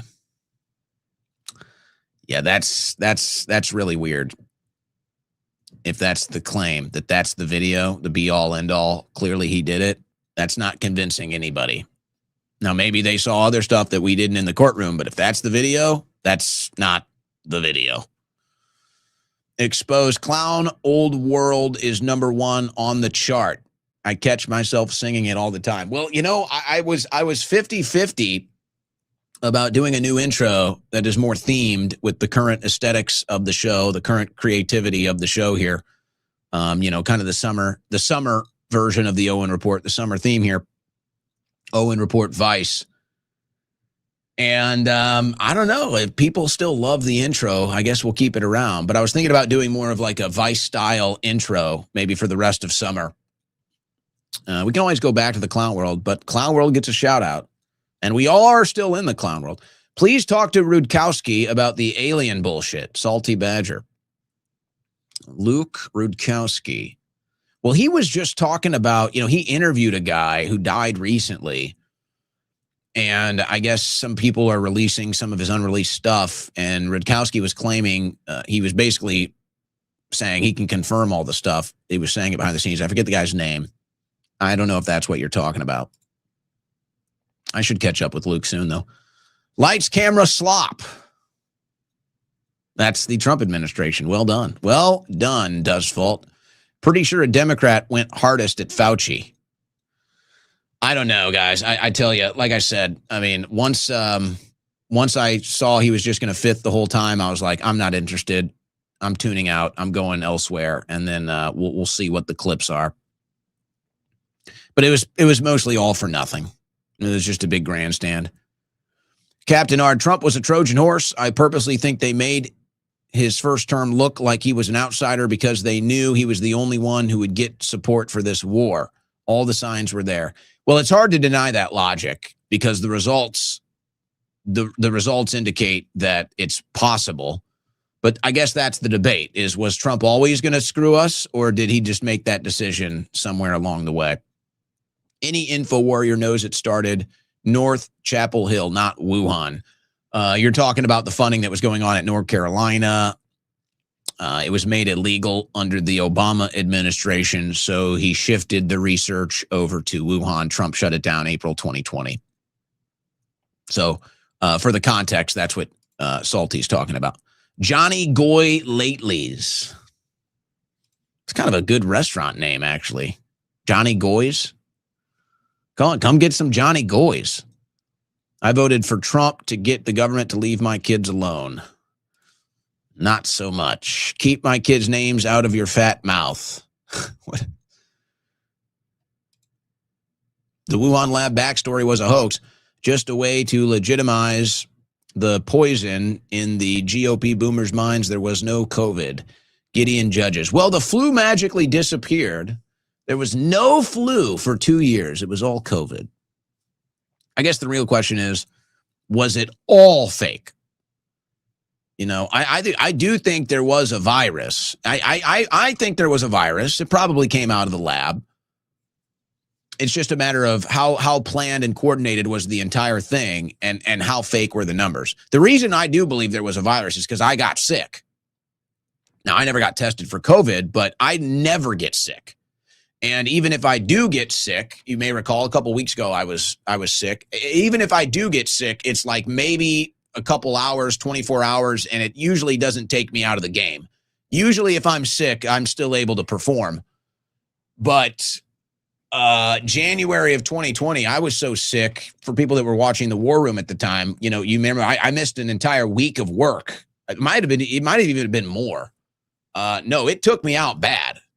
And I could certainly understand if somebody got that didn't have confidence in their own health or their own immune system. I could certainly understand freaking out and thinking you're going to die, especially watching all the propaganda in the news. Because, I mean, for 3 days, I was just out. And then for 3 more, it was a struggle. So that to me was like, yeah, this is a new virus. This thing is very serious. So I do think there was a virus. It's just a matter of how much of it was planned, how much of the numbers were real, but the whole thing was a total scam, obviously. And it all happened under Trump. And this is what they want to pretend like is not the case. Videos of Doug Trump's mindset on everything is stuck in the 80s. Well, we might be better off, actually, if that was true. I don't know. Maybe the foreign policy is what's stuck in the past. That certainly seems to be the case. And that's the major contention point, generationally.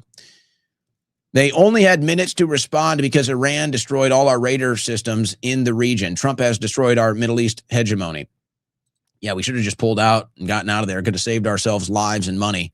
But the Israeli lobby wouldn't allow it. So now Americans are dead and we're in for another $100 billion.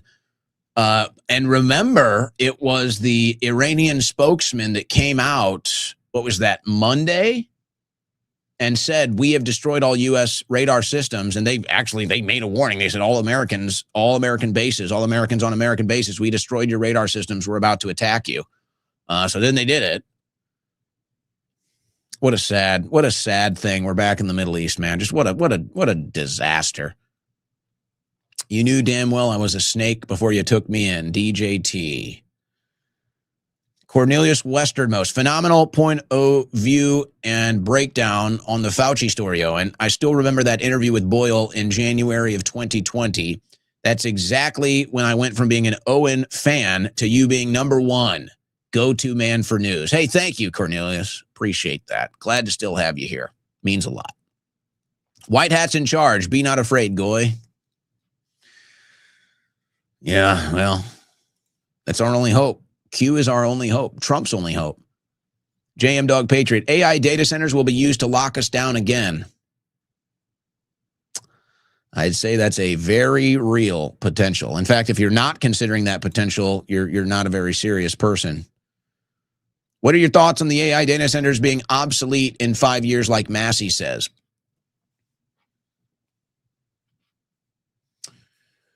You know, the only thing that you can really compare this to is the virtual reality. That's really the only thing. If you want to say that it's all going to be irrelevant AI data centers in 5 years, there's really only case that I think you can the only case I think you can look at is how virtual reality just completely flopped. And they've tried so many different ways to kind of bring this to the consumer market. In fact, I just so happened when they were first introducing this technology, they kind of came out with 3D TVs. You may remember they introduced 3D TVs to the consumer market. I happened to have one. It was my roommate's back in the day. He was a big techie. And it was kind of cool. The 3D didn't really work with everything. And I guess that was kind of the problem. It was expensive. You had to wear the glasses. It never really took off. So 3D TV, that failed. Then they tried to do the whole virtual reality thing. Meta spent like $1 billion on the metaverse. I don't know if anybody's even using it. It totally flopped. So virtual reality kind of flopped. That's like the only thing I could say you could look at and say there was a big push for this. There was a big introduction to the consumer market. There was big money behind it, and it just failed and flopped. The only difference is that there was no government edge to a 3D TV or virtual reality. The AI data centers and surveillance state give the government an edge. So I think Massey could be right in that we could see a certain level of interest or consumerism die out when it comes to AI. But there's always going to be the government interest in the AI surveillance state, and that alone will be enough to prop it up until we decide we don't want it. Draft Dodger surveillance state, you better be grateful and go sacrifice yourself for the foreign lobby. Well, that's written in the Constitution, promised 250 years ago. You should all be scared because the IRS is going to be having AI and they're going to try to go after us for every penny. Oh, yeah. Oh, yeah. And they're already doing that. I will have you know. They're already doing that. Absolutely. DHG, they likely don't want armed drones with lethal weapons on U.S. soil right now. The moment the drone goes rogue due to bad programming and hurt someone, it would destroy all credibility. Good point. Good point. Makes sense. Drain the New York City tunnels in order to drain the swamp. They do a sewer flush. You're gonna do a sewer flush. You might there might be some some people popping up in the sewer flush. Good Lord. Those shirts are another Holocaust. Are you talking about the Protect Women's sports shirts? Wooded Bagley. Lindsey Graham transitioned to Darlene Graham after faking his death, and he's going to attempt to honeypot the supreme leader of Iran, not participate in women's sports because he is a patriot. You know, I kind of liked where you were going with the whole Lindsey Graham transition thing, but you took it too far. You needed to stop it. You needed to kind of stop it there and like close with that. And you had a perfect joke. I think you overextended the joke and it kind of lost it. I liked where it was going, though. I even might want to look into it. I might want to look at Darlene Graham. Could it be Lindsay? Already had a woman's name. Moose knuckle maxing.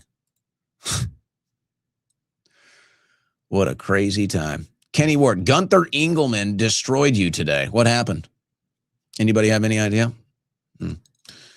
Congratulations, I'm sure. Look at me, I'm destroyed. Oh.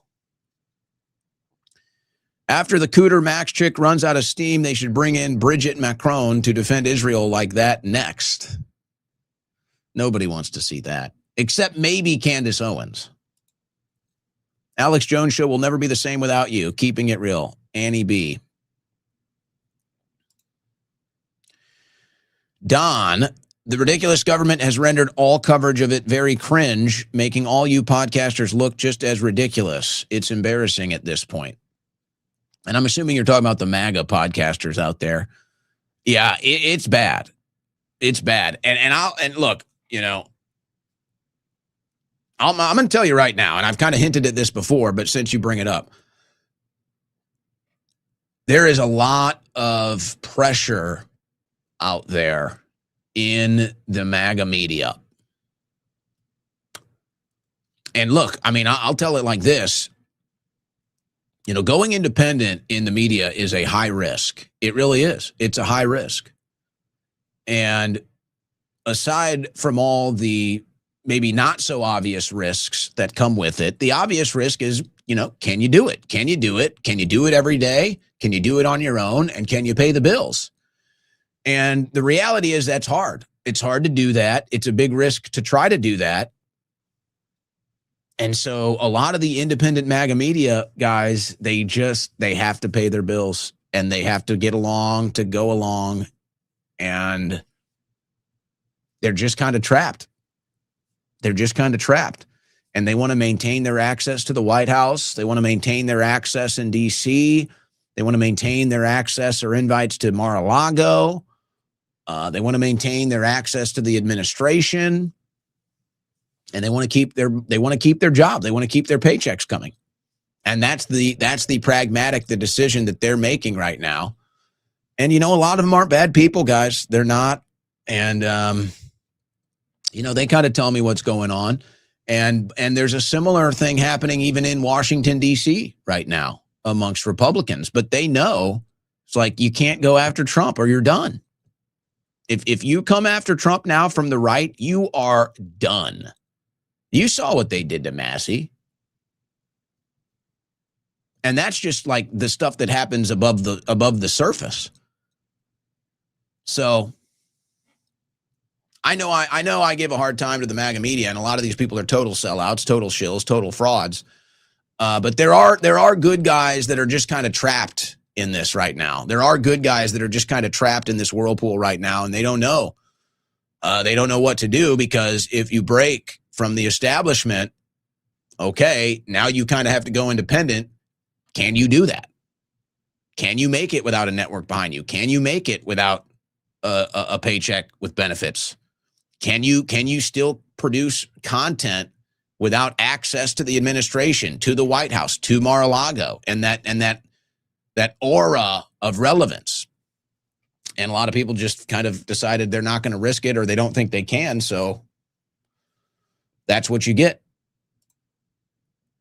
Dropped a penny. Owen Report and Stu Peters are the best. We have to boycott the BS and buy products like Crash Out and Made in America. Stop buying bottled water and insurance that isn't required by law. Thanks for the Crash Out shout out. Appreciate that. And, you know, this is all kind of a new thing for me. It's part of going independent. But having the product and finding new ways to introduce it to the market. But since you bring it up, you know, I'm really proud of the product, guys. I do drink it every day. You know, when you see me on air drinking out of my my mug here, I'm drinking Crash Out. It really is an energy drink. It really is 200 milligrams of caffeine with the nootropics and good stuff. It's really good for you. I'm really proud of it. And I've kind of been, you know, as let's say maybe business sales experiment here. I've been trying to figure out, like, where are we at? Because we have other sponsors, but that's not my proprietary business or proprietary product. So it's harder for me to really get a direct read on that. Whereas with a product that's my proprietary product, that is just all my sales, it's easy to sit there and say, okay, what is working, what is not. And I wanted to see what we could do, because I have not marketed Crash Out anywhere except this show. That's it. I've not done really any social media posts. I think maybe I've done like 2 social media posts, but not even really. It was just like a reply to somebody else. So I haven't really done any social media marketing. I haven't done any marketing as far as, do we want to put it in front of other shows' audiences? And the one thing that we've been working on, and this stuff is, there's a process, and you want to make sure you do it right. And the one thing we've been working on is trying to introduce Crash Out to other markets. So like, can we get it on other store sites? Can we get it on Amazon? So we're kind of working that process right now. That's going to be the next step.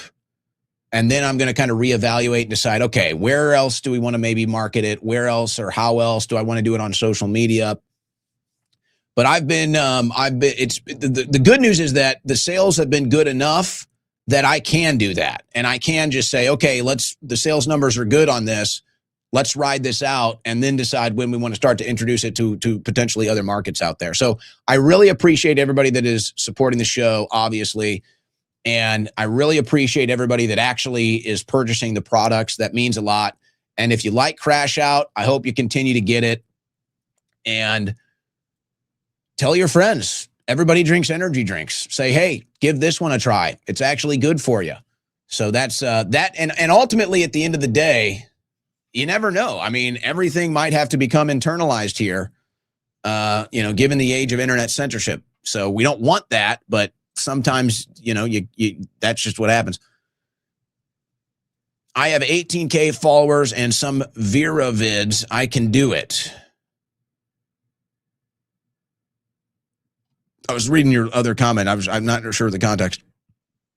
Fauci was horrible today. How can they let him go? Oh, Anna.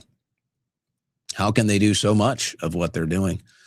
Bikini Truther, I'm with the earlier person. I left InfoWars with you. I work while I listen, so can't participate. But I love you. Thank you. We love you too. Glad to have you here every day. Keep going. More supplements, please. Yeah. Oh, well. There will be more supplements. There will definitely be more supplements. Here's what's weird. Well, I shouldn't say weird. It's probably normal. What's happening right now is, I always knew I was going to do the energy drink, and I know I'm going to do a sleep formula eventually. The only thing stopping me at this point from the sleep